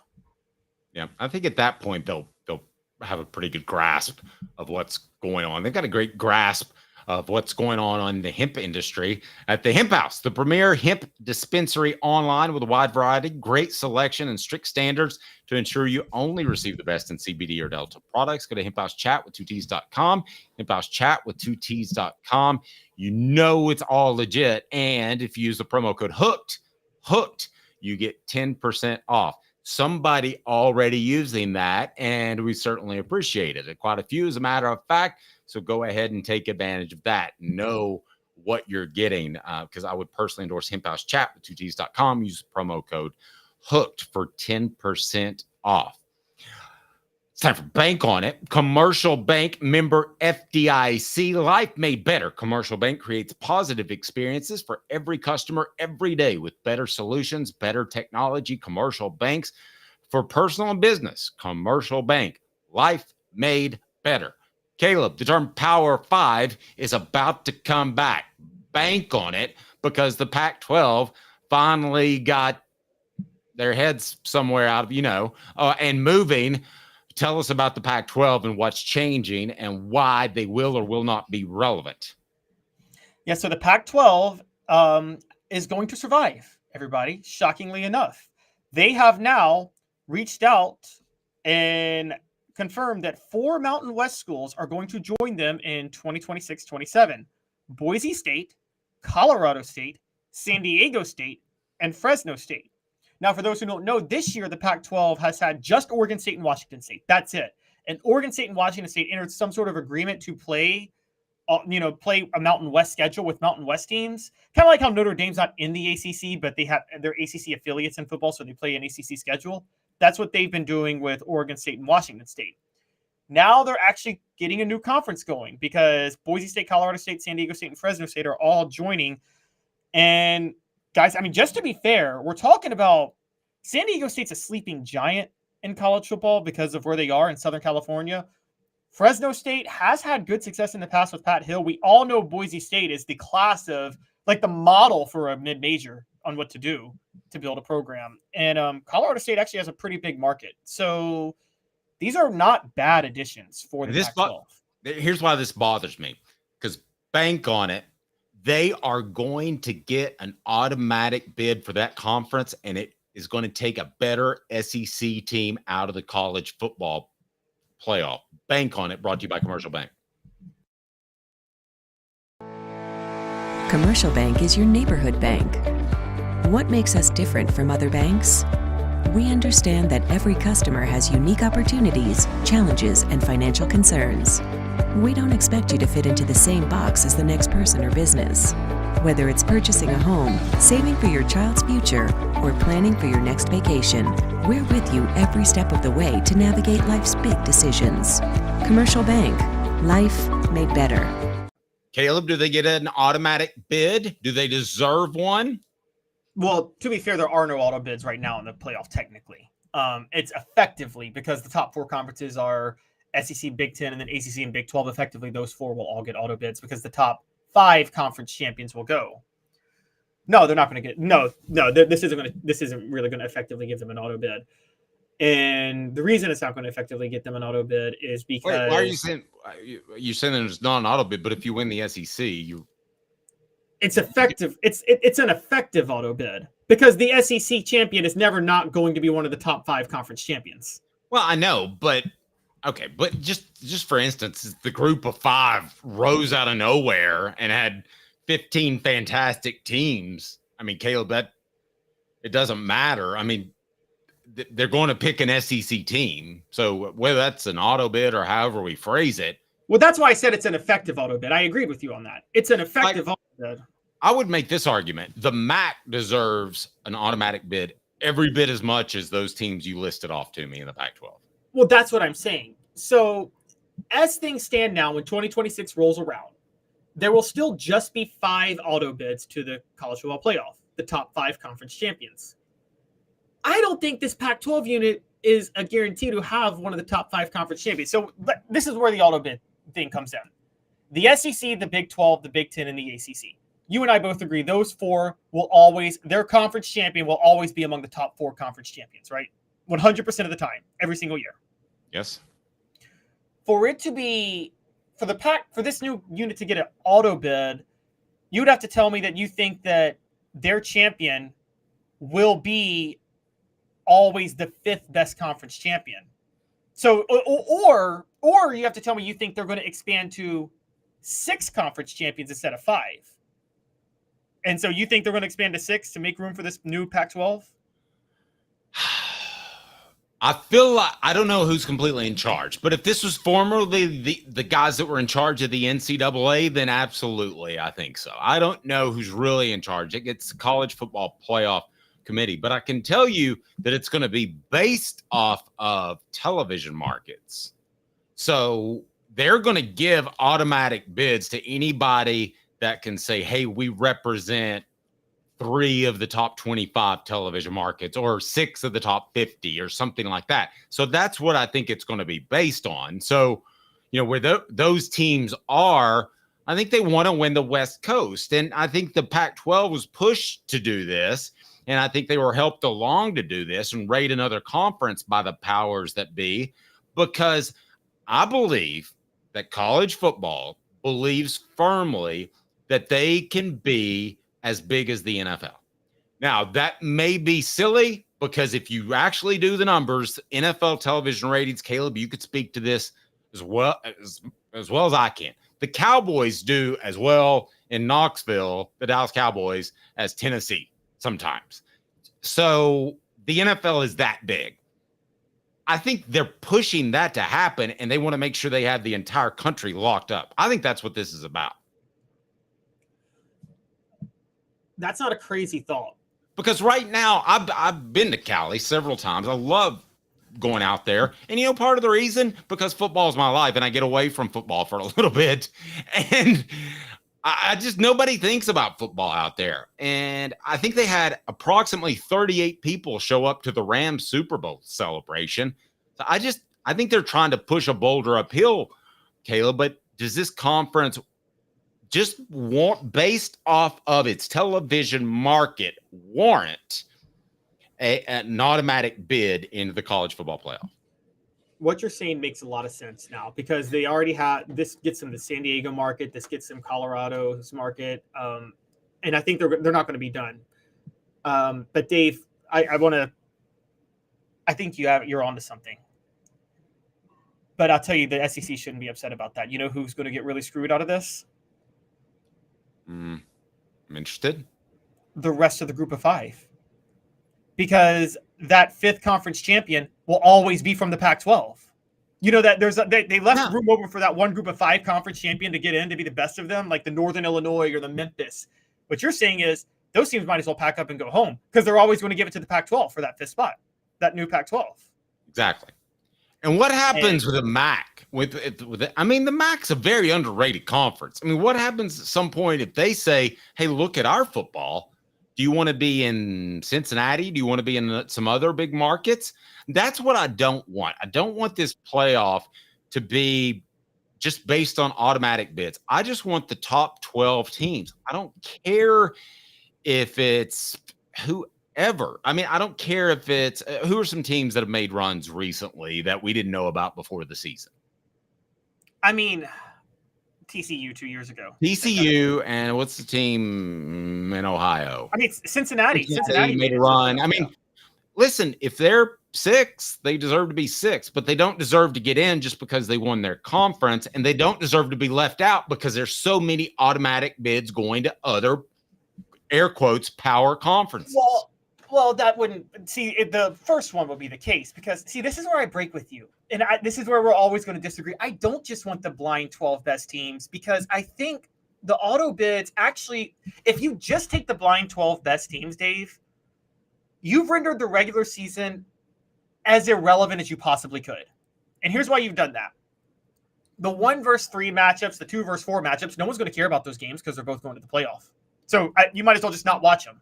And on top of that, all these other exciting, like lower tier matchups, no one's going to care about either, because they know they'll have no shot at the playoff because they're not one of the 12 best teams. You're trying to do everything to make the playoff as exciting as possible. And I'm sorry, that makes the regular season complete garbage. Okay, I mean, the NFL regular season is a joke. I think there's a happy medium here. Now, would you agree that 12 teams, the way it currently is a happy medium between me that's trying to push the playoffs and you that's trying to keep the regular season? Is that a happy medium, or is that too much for you?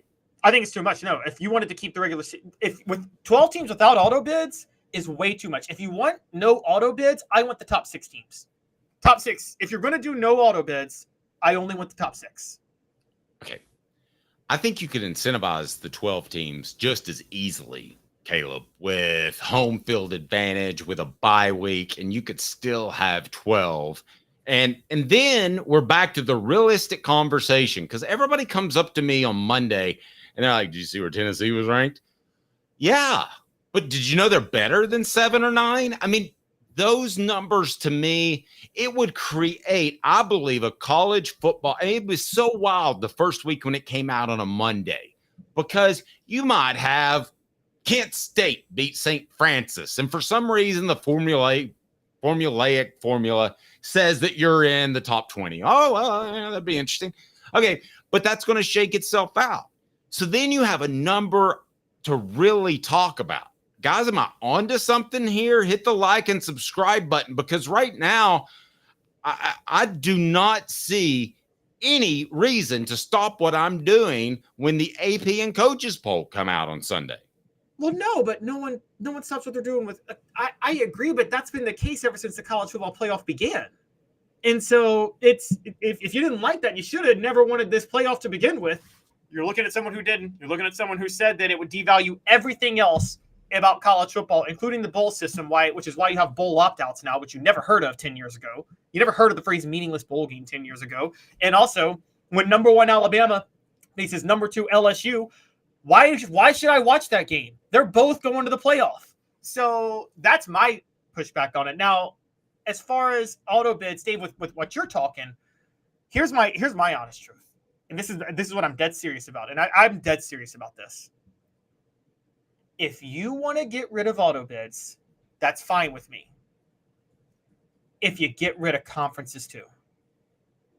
And I want I'm on board with that. I want like a 32-team super conference. I want I don't want any more Kent State. So you want the SEC dead? You want no more SEC? Well, you can divide it up. You can divide it up with the way the SEC is now. No. Trim the fat, as they said in Horrible Bosses. And I'm not talking about the fat people. I'm talking about Vanderbilt. You can't. That's not going to happen. Vanderbilt's a charter member of the SEC. The SEC South Carolina. Take a team. I mean, there are teams at Mississippi State. There are teams that are not going to be able to compete for a national championship that are in the SEC, that are in the Big Ten, that are in the Big 12, and now are in this Pac-12 thing. There are those teams out there. Trim the fat. What if this weekend you had 32 teams and it was Tennessee in the SEC division versus Ohio State or Penn State in the Big Ten division? Here's what would happen, what you're talking about. And I'll tell you this dead seriously. College football would cease to be relevant in 25 years if you did that. Oh my gosh. Wait, here's why. I'll tell you exactly why. You would be creating a minor leagues for the NFL if you did that. You'd basically be creating like what you're going to see in the NFL. You're just seeing them all in college for that. You already have that. We talked to Rusty Wright with the Mocks, and he said that it's the group of 5 teams. The group of 5 is AA football. But wait, Dave, but this is my point. Okay. Yes, you already have that, but you know what? Those group of 5 teams have something to play for, so fans would watch. Fans do watch you ever watch the group of 5 game late at night? Fans are at those games, by the way. They're enjoying the games.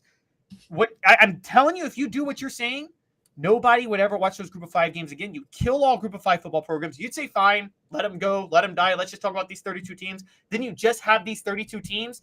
And then who would watch? Who would watch when they're saying, and here's what would happen. Then the future would happen.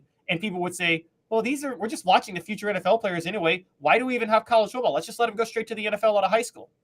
And then they're going straight to the NFL out of high school. No. You have an intrinsic rule against that, and that is the human body can't do it. I have only seen 6 players that I thought could go straight to the NFL maybe in my lifetime. Carl Lawson would have been one, and he was actually second-rated to Robert Kimdiche, if you remember, because he was more filled out. Randy Moss would have been another one. I mean, I just haven't. There haven't Eric been. Berry could have gone. Eric Berry could have gone as a freshman. I feel like. I don't think he would need to put on weight, but he should be in the conversation. All right, stat of the day coming up. 1 minute. The show represented by Banks and Jones, Tennessee's trial attorney. Aaron Murray of ESPN coming up next. So hit that like and subscribe button. Turn your notifications on so when the latest drops, you'll know about it.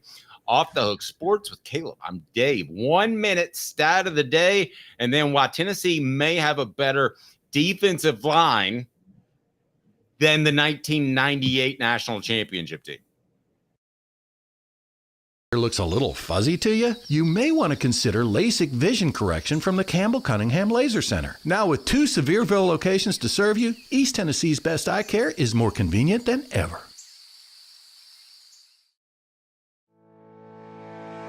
Commercial Bank is your neighborhood bank. What makes us different from other banks? We understand that every customer has unique opportunities, challenges, and financial concerns. We don't expect you to fit into the same box as the next person or business. Whether it's purchasing a home, saving for your child's future, or planning for your next vacation, we're with you every step of the way to navigate life's big decisions.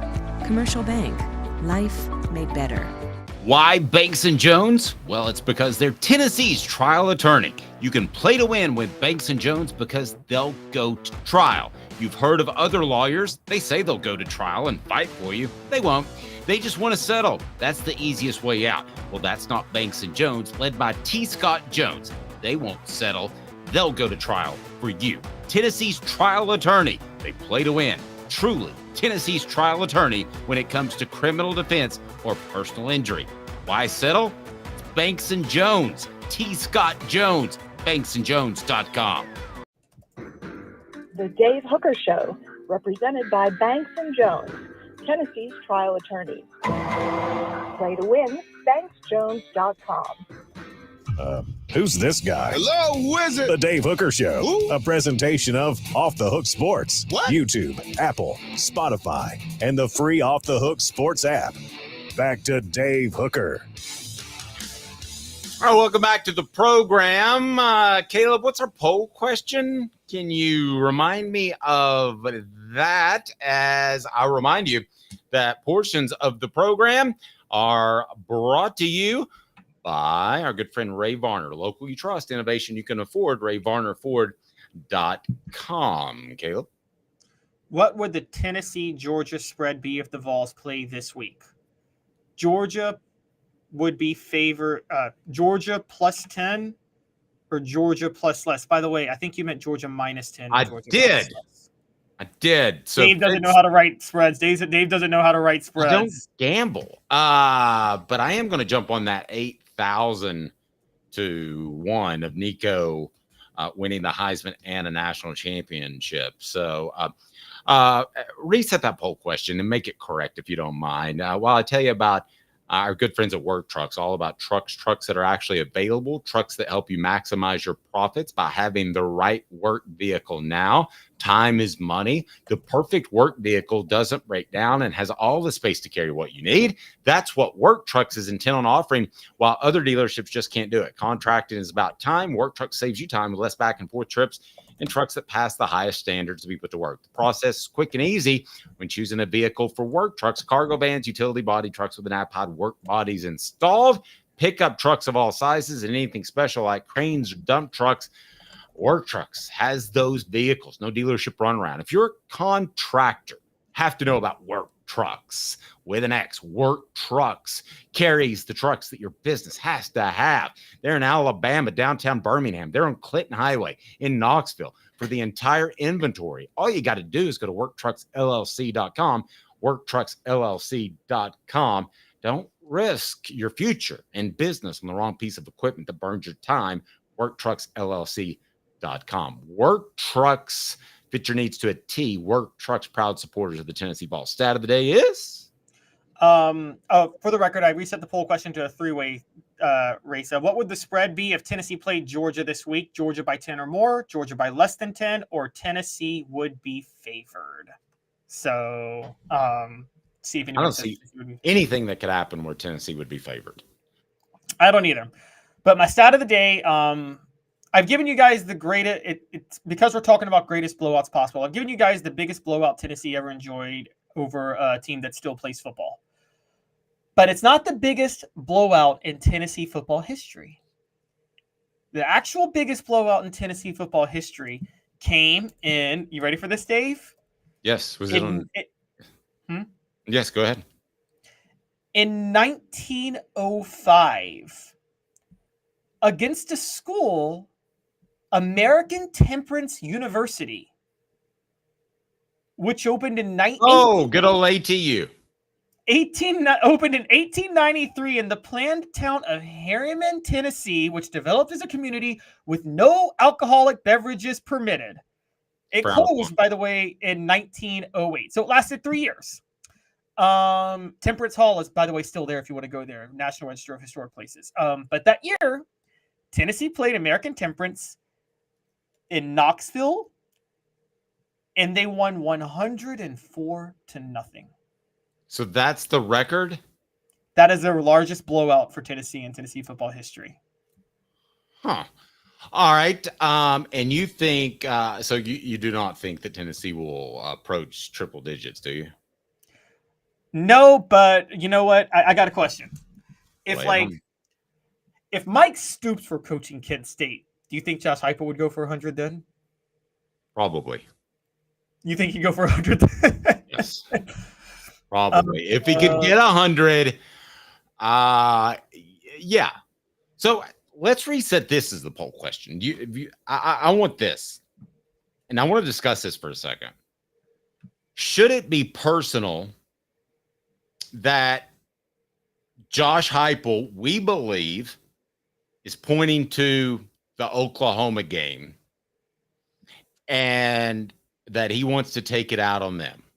I believe that to be the case. You believe that to be the case. I'm not reporting anything. I'm just telling you that he didn't like the way he was handled at Oklahoma. So fired, essentially. So, Caleb, my question to you, is that a good thing that you had this extra motivation, or can that actually distract you? I mean, is there a possibility that they don't play well against Oklahoma and we look back and we say, oh man, well, you did the double tights the whole time. You should have been working on the usual 3 receiver look. You still would have beat NC State. You just wouldn't have beat them how you did. I mean, is there a chance that he takes it too personally and that it actually affects what happens on the field? Okay, so we'll set the poll question this way. Let's see what people say.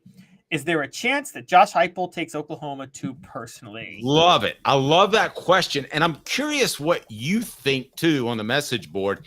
So we're going to open it up a little bit for comments, and we're going to get to Aaron Murray of ESPN. So please hit that like and subscribe. Smoky Mountain Red said he has a special can to open in Norman. I think it's called Whoop Butt.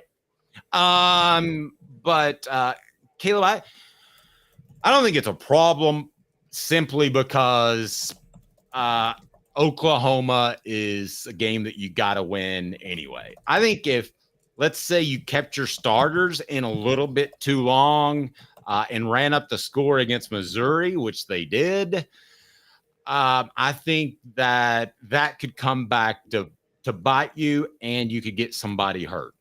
With Oklahoma, I don't see the future being bright under Brent Venables. So I think they beat them this year. I think they beat them next year. And then Brent Venables is eventually replaced. And I don't think it'll be Heupel. But Blind Squirrel Sports says, I think it's good for UT, but I ain't got a dog in that fight. Well, we talk about a lot of schools, so we appreciate you joining us, Blind Squirrel. Please hit like and subscribe. Caleb? All right, you ready for this? Yeah, I'm ready. All right, so here is the vote. Is there a chance Josh Heupel takes OU too personally? And I've got 3 options. One is yes, it's just another game. Another one is no, you have to motivate yourself. And then my third and favorite one, no, he has every right to hate them. I will tell you, as a person that, good and bad things have happened to, he needs to let that go and make Tennessee his new home and not even worry about what's going on in Oklahoma. In fact, if it were up to me, they wouldn't be a part of the conference.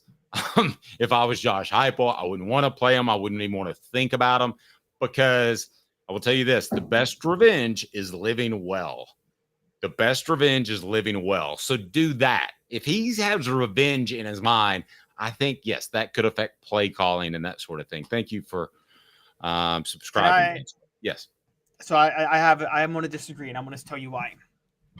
The rules of morality do not apply. And let me be very clear on this.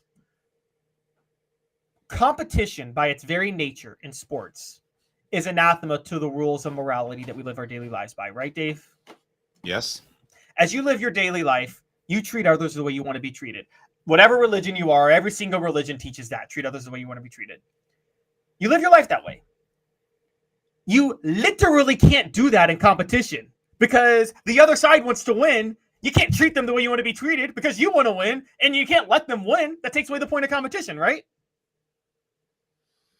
Yes, I can go with you on that. And on the message board, Chad says it's easier to forgive them if he wins by 45 points. Yeah, so you can't, within the competitive field, apply the rules of morality to a certain degree. So Josh Heupel, if it within that, what makes you great as a competitor could be what makes you a terrible person sometimes if you can't turn it off. And I think Josh Heupel can turn it off, but I don't care if he can or can't. Like, for instance, Michael Jordan can't turn off his pettiness and his vindictiveness. He can't. It carries on to the court, and that's why he was so great. But when it's in some great person off the field, but it can make you a heck of a coach or a heck of a player on the field. And I think with Josh Heupel, it makes him a heck of a coach or a player on the field. Deep thoughts by Caleb Calhoun. Now, I'm not going to go that far, but I'm going to change my mind based off what Travis says. Hate in your heart does wonders for motivation. I think it was Rage Against the Machine that best said it. Anger is a gift. So I think it's good. I think it causes you to get up at 4:30 instead of 4:45 to get to the facility. I think it causes you to be motivated. I think that this team, and people have said Oklahoma is going to be buzzing. And we had the discussion yesterday. I think a night game hurts Tennessee a little, but I still like Tennessee to win that game by double digits. But I believe every player on this entire team is well aware that Josh Heupel was a coach at Oklahoma.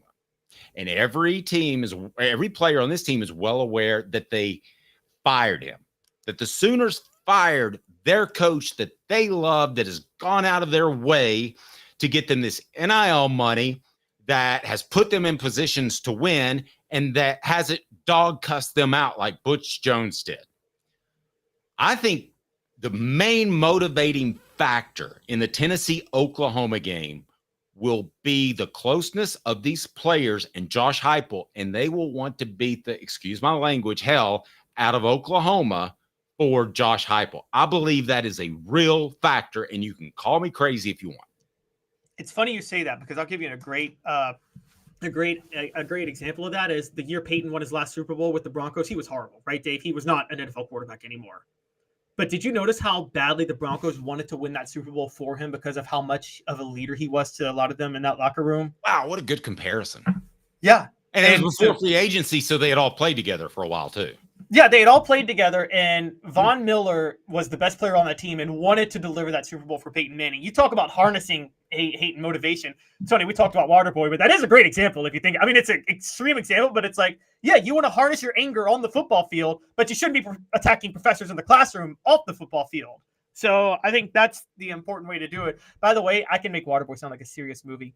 A socially disabled kid who was raised by a single mother finds joy on the football field as an underdog from the Waterboy. I mean, it's an inspiring story that Hollywood would like. I'm in. I'm in. It's an Oscar-winning movie. Unsung. Okay, this is a great question. How much do you think they've actually shown the first three games? What percentage of the offensive playbook have they shown? I think they've shown more than they wanted to against NC State because I saw Nico take some shots in aggressiveness over the middle in the first quarter, one of which led to an interception that I don't think they wanted to show. And so I think that was a mistake. I think they showed a ton on purpose. So there's two theories of thought here. You show a ton so they have to prepare for a lot, or you hold some things back. Well, there's no doubt like the Princeton fan end around on the goal line. I mean, you're not going to run that against the Mocs, and you're not going to run that when you're up 30 against NC State. I think they have those plays, but I don't necessarily think that they have really any formations or things that they still want to throw out there that they're saving per se against lesser opponents. We're going to be joined with by Aaron Murray, ESPN analyst. And also, if you haven't had an opportunity to check him out on YouTube. You should do that. He is very, very good. We'll get him to talk about what all he's doing and an ESPN analyst. Give us just a minute. We'll have the last look. We saved the best for last. Brought to you by Campbell, Cunningham, Taylor, and Hahn. Looks a little fuzzy to you? You may want to consider LASIK vision correction from the Campbell Cunningham Laser Center. Now with 2 Sevierville locations to serve you, East Tennessee's best eye care is more convenient than ever. Commercial Bank is your neighborhood bank. What makes us different from other banks? We understand that every customer has unique opportunities, challenges, and financial concerns. We don't expect you to fit into the same box as the next person or business.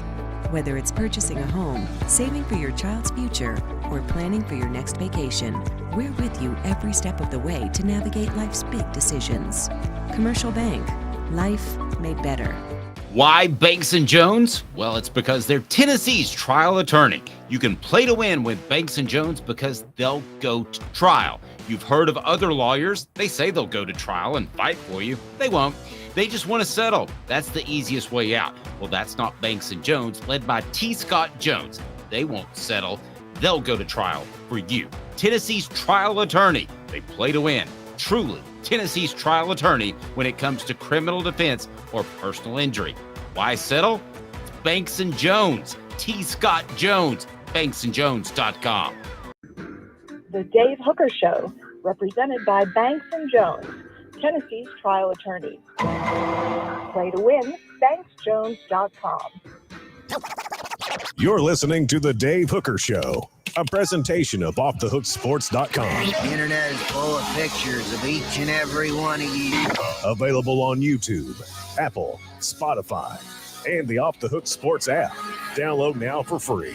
Is there nothing you people can't do? Also available on OffTheHookSports.com.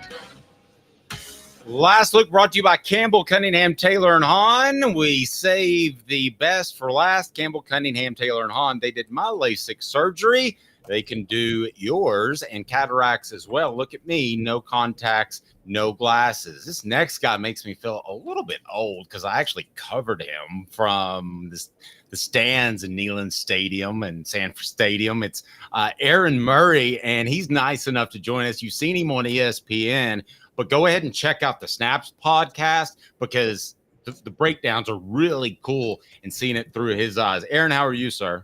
Doing good, man. Just been a good first 2 weeks of the season. I know, especially for you Tennessee fans, the excitement is real. And excited for another weekend this weekend as I myself get off to Arkansas and check out their pretty, what I would consider a pretty special quarterback. Yeah, neat stuff. All right, can we start with the breakdown of Nico Iamaleava? What did you think of Nico as opposed to what you may have expected from last year? Well, I mean, I was expecting a really good quarterback, no doubt about it. And seeing him in the bowl game, checked off a lot of the boxes. You know, good arm. He's obviously good size, really nice athleticism in and outside the pocket. I just wanted to see a confident quarterback. I think that's the hardest thing for young quarterbacks is just to have the confidence that, like, I belong.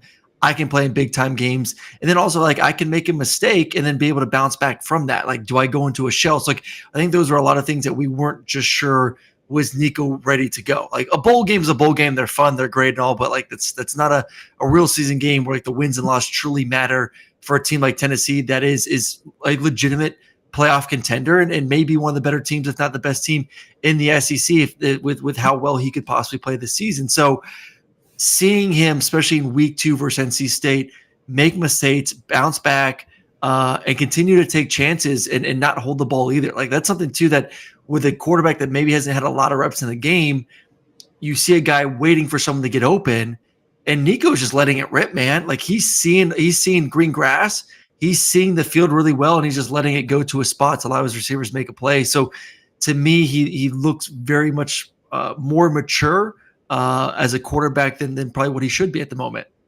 Aaron Murray, nice enough to join us. You know, I got to say this, hit the like and subscribe button. Aaron, I'm sure you say that from time to time. Yes. Caleb? So, Aaron, great to see you talking to somebody who basically, as a Tennessee podcast, shattered a lot of Peyton Manning's SEC records when he was playing quarterback. And I'm thinking, after following snaps a little bit, may surpass Peyton Manning as a former SEC quarterback turned broadcaster one day. But yep, there we go. So Aaron, I wanted to ask you a little bit about Nico Iamaleava's Heisman chances. We're already uttering the word for those of us who cover Tennessee. Is it too premature, or what have you seen so far? No, I don't think it's too premature. I mean, he's in an offense that he's going to shine. He is athletic, so he's going to get yards with his legs. I think that's another thing that we all love. I love the pocket quarterback. I love all quarterbacks that can do a lot of things, but to me, the guys that have a real chance to make a splash when it comes to the voting in New York is can you have one Heisman moments like wins in big time games, which Nico is going to get that opportunity, and then two Heisman type plays. Like think of Johnny Manziel, think of Cam Newton. And it's not just throwing the football, but getting in outside the pocket. Then all of a sudden you make a couple guys miss and you're throwing a 50-yard touchdown or you're running it for 20, 30 yards. He's going to get those Heisman-like moments with his arm.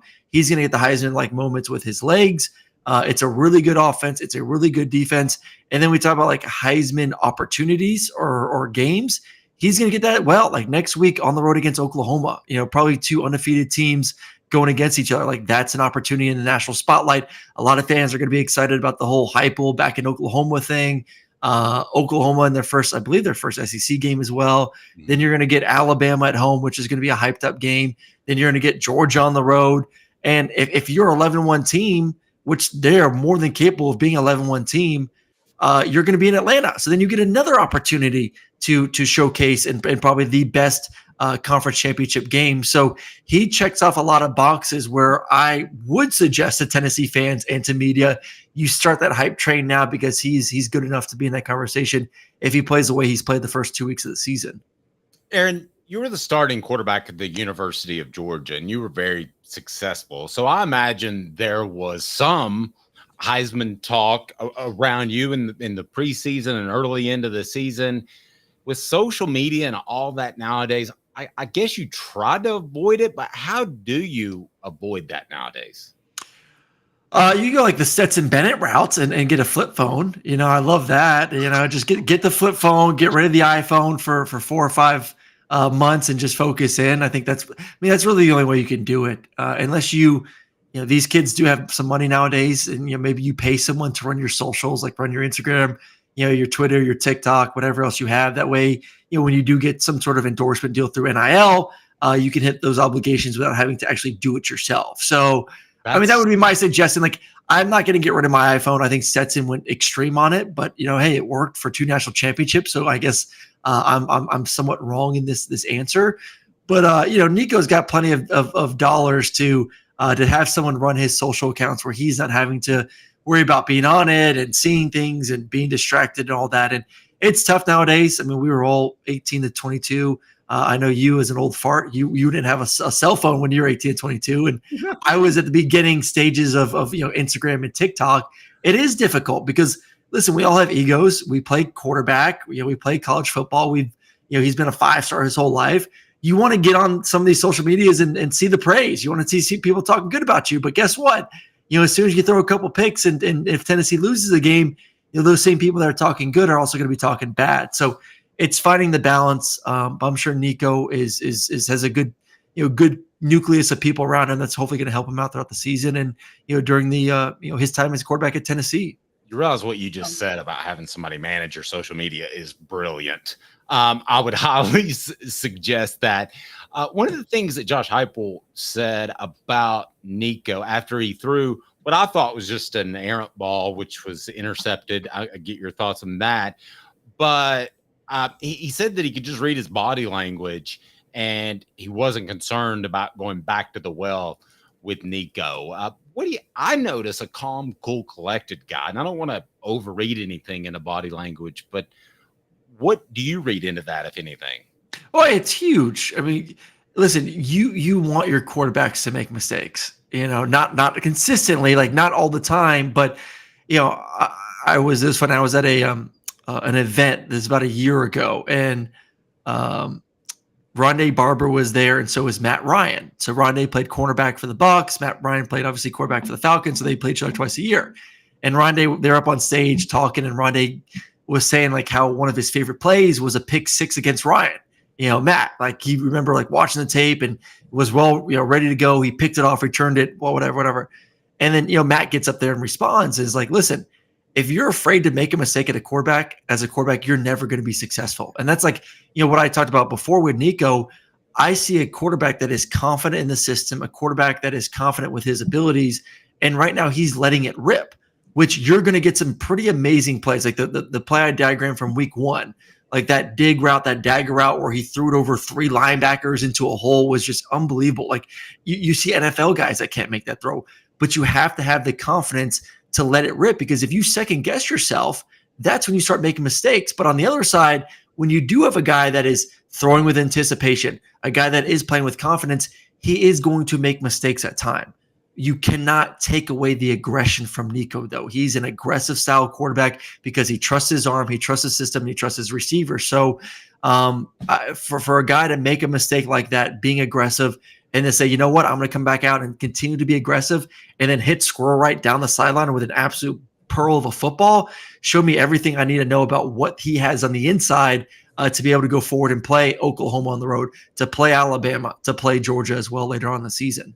Aaron, I wanted to play off that real quick because that's actually a great point I said that you made that plays off something I said, which is I want to know your thoughts. You've seen Hendon Hooker play in Tennessee's office. I'm sure you saw Joe Milton. I feel like Josh Heupel's taking more risk with Nico than he took with those other quarterbacks already. Am I just seeing things, or did you see that too? Well, I think Joe is very inaccurate. I mean, it's hard to take risk and do things when you have a quarterback that's not very accurate. Hendon. We didn't say it, guys. Yeah, I mean, listen, Hendon took shots. I mean, like, listen, we go back Tennessee 2 years ago. They were pushing the ball vertically down the field over and over and over and over again. But like, if you're going to say, hey, pick one of these 3 quarterbacks, who are you going to take today? Nico's the most gifted. I mean, maybe Joe can throw the ball the furthest, and Joe's the biggest, like just sheer size wise. But Nico is the most natural thrower of the 3. Hendon is an incredible leader. Hendon had great touch on the deep ball as well. He had an incredible season. If it wasn't for the injury, he would have been in New York himself. So, like, not taking anything away from Hendon Hooker, but Nico is the best combination of them. I want to see the leadership aspect, which is kind of tough to do when you're a redshirt freshman. Like, that's what Hendon was really good at. But as a quarterback, thrower, runner, being able to make the intermediate throws, being able to make the deep throws, Nico is the best of the 3, no doubt about it. So I think Heupel saying, listen, I have a really good receiving core. I believe heading into the season, this was a top 3 or 4 offensive line in the SEC. Obviously, Sampson has been really special at the running back position the first 2 weeks of the season as well. I can take chances, and then throw on top of that, this may be the best defense Tennessee's had in the Heupel era as well, which gives you even more confidence as a coordinator and a head coach to go out there and be aggressive with your offense. A new poll question that is up on our YouTube page before Aaron tells us about snaps, which is awesome. And that is this poll question.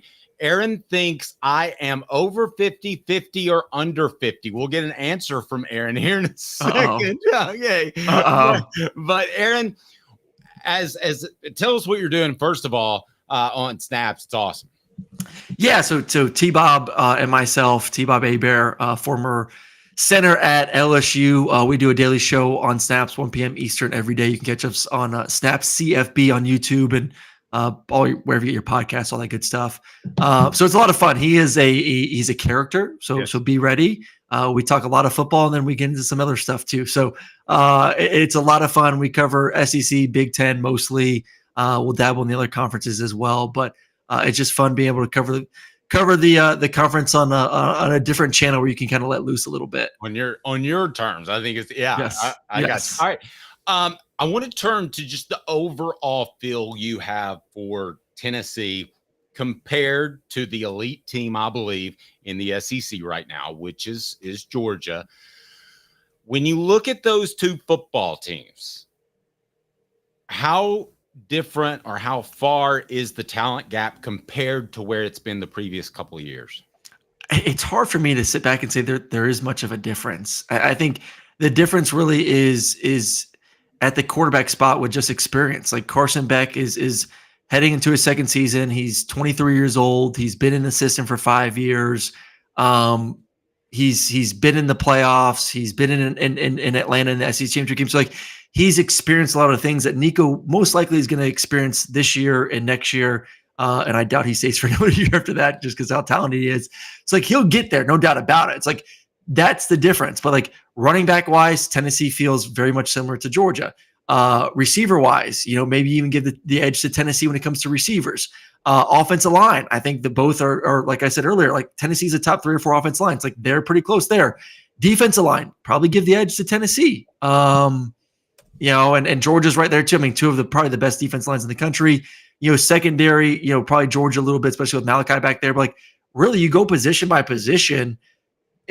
They're both in the tops in the SEC at their respective positions, and I would say offense and defense as well. So like the kicker is just experience at quarterback. So like that, you'll feel more and more comfortable with Nico when it comes to comparing him to Carson. The minute that he steps foot out of that, the game against Oklahoma. And then the game against Alabama. Like if he looks great against those 2 teams, one on the road and then one at home, all of a sudden you're saying, okay, that game in Athens in November is going to be a pretty damn good football game. So Aaron, specifically nailing this down because I think that's something that's shocking all of us, and you said it too, so it's shocking us more, is you didn't mention the trenches when you talked about the talent gap with Tennessee and Georgia, which nobody would have predicted at the beginning of the year. Yep. How close is this Tennessee defensive line to Georgia's defensive line? Well, I think they're just as talented. I mean, they're just as talented, if not as talented. I mean, you have the best defensive end in the country rushing on the outside. You got Big O there as well, the defensive tackle position. You may not have the depth. And I think that's where Georgia separates themselves from a lot of teams. And that's where the elite teams do kind of take that next step is, Tennessee's really good. And like, I don't know, just to be honest, like, I don't know their backup situation as well as maybe like I know Georgia's backup situation. I kind of know the starters on both sides for UT, but like what Georgia has done well in years past is like, if number 1 goes down, guess what? We have a 5-star backing them up. So like, we're good to go right after that. And as Tennessee has built a really good starting roster, do they have the depth? You look at Alabama the other day, and you would think Alabama would be fine too, but Alabama lost 2 offensive linemen for the first part of the season. Their O-line looked horrendous versus USF last week. Mm-hmm. If Alabama played that game with those offensive linemen, say this week versus Wisconsin or against Tennessee, they would get whipped. So like they don't have the depth at offensive line all of a sudden right now, which is kind of weird to think about. So does Tennessee's depth allow them to maybe have a couple injuries or rotate effectively later on the season, especially in a longer football season with the playoffs, to be able to allow them to be just as competitive as they are right now? ESPN commentator Aaron Murray, nice enough to join us. And if you haven't checked out his Snaps podcast, you need to do that. Slightly changing gears just a little bit.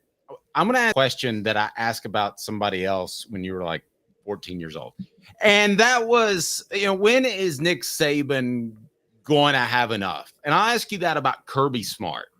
I mean, what motivates him after multiple championships to keep rolling? Can you see him being a long-term guy? Because on the outside looking in, he looks like a burnout guy. Yeah, Kirby is all gas, no break. There's no doubt about it. I mean, he wants to be involved with every aspect of that football team, from the recruiting, who's going to be on campus, to the transfer portal, to what's probably being served for lunch there at the Butts-Mehre facility for the football players. Like, he has his hand in every little piece of it. And it was interesting. I was actually at Ole Miss this past weekend, and I sat down. They have a GM. I don't know if Tennessee has a GM or not for their football team, but just talking with their GM about what's the next phase of college football going to look like, and the role of having this general manager that's in charge of dealing out the money. We're going to get to a spot, whether it's next year or the year after that, where these players, there's going to be a salary cap. The money's going to be coming from the NCAA. Each team, I think, is going to get between probably $16 to $20 million a year. And that GM is going to be responsible for saying, okay, this is who we're going to target in either the transfer portal or high school recruiting. This is my budget. And, we're going to present a plan to the coaching staff of this is who we think, and this is how the money is going to be allocated. So I think some of that is hopefully going to take a lot of pressure off these coaches, but they have to be willing to give it up. And some coaches are going to be willing to say, listen, I trust my GM to take on that role. And yes, I'm still going to watch and study the tape and interact with these recruits and these kids through the portal, but like that is his job. My job is more focused on the current team. His is how to build the roster going forward. So I think it's healthy for these coaches to have someone like that, because like you said, if you don't, eventually it's just too much is going on and you're going to burn out with the direction of college football at the moment. Great point. Caleb, I know you got one more go, and then we're going to let you out of here, Aaron. I really appreciate the time. Yeah, sorry, Aaron. Just one more question. But is that, speaking of Kirby Smart, is that actually, when we get back to Tennessee, one big difference between Tennessee and Georgia, I would say, and I want to know your thoughts. Tennessee uses its defensive line to make things easier on its secondary. But doesn't it feel like Georgia, their secondary could guard any receivers in the country and wouldn't even need pressure from the front to do it? They could just hang with them the whole time down the field? Because that's what it feels like they could do. Yeah, I mean, a little bit. I mean, they're young. They're young at the secondary. I mean, they lost 3 guys to the NFL last year who I thought were really, really talented. And obviously they replace it with 4 and 5-star guys that are probably just as talented, but they're just really green. You know, it's good to see, Malachi Starks making plays against Clemson, and the interception was super sexy. But I mean, they had the Bolden kid who's a true freshman playing a lot of snaps. Very talented. Maybe Georgia gets lucky and he's as good as Alabama's freshman safety who's now at Ohio State this year. Maybe he's that talented that can play early and be that effective. But yeah, like they're really good. They're just really green. I still think Georgia would rather be more the Tennessee mindset a little bit of, hey, we have a really good front seven. I think they have a couple guys that are going to be somewhere in the first and second round, and their front 4 and linebacker position. We would rather dictate the game through those guys and alleviate some of that pressure on the back end. Aaron Murray, fantastic. Again, tell us about snaps. People need to check that out. You guys have a good time. Yeah, just go to Snap CFB on YouTube, socials, and wherever you get your podcast. Me and T-Bob. Every single day we'll be back about 40 minutes from now live on YouTube, so come hang out with us. It means a lot. I appreciate the time and enjoy the season. Thank you so much. Appreciate you guys. Have a good one. What? Oh, well, we got to answer the poll question. Oh, under. You're under. You're like 42. Yes. Yeah, of course. 50 on the nose in March. There we go. Thank you, Aaron. See you, boys. He's the man. All right. Hey, guys, we have to address this on the message board. It is spelled BUTTS-MEHRE, Heritage Hall. I know what that sounds like when you say it out loud at Georgia. It's named for Wally Butts. Okay, I know I don't know what it sounds like. I've got to go meet with Jacob Warren. He's Caleb Calhoun. I'm Dave Hooker. This has been a presentation of Off the Hook Sports Last Look, brought to you by Campbell, Cunningham, Taylor, and Hahn. Is to visit ccteyes.com. The information you need is easy to access, and setting an appointment is as simple as clicking the tab. Doctors Campbell, Cunningham, Taylor, and Hahn, and Eye Care Optical at ccteyes.com. Simply the best. All right, tomorrow on the program, we're going to be visiting with a very special guest. I haven't completely confirmed it, so I don't want to tell you it's a definite, but you'll definitely want to tune in. I can tell you for sure that Jimmy Himes will join us, and we'll also visit with Ollie Lane, former Vol, on the program. So we've got a lot going on. If you haven't subscribed yet, do it. Hit that like and subscribe button for Caleb Calhoun. I'm Dave Hooker. This has been a presentation of Off the Hook.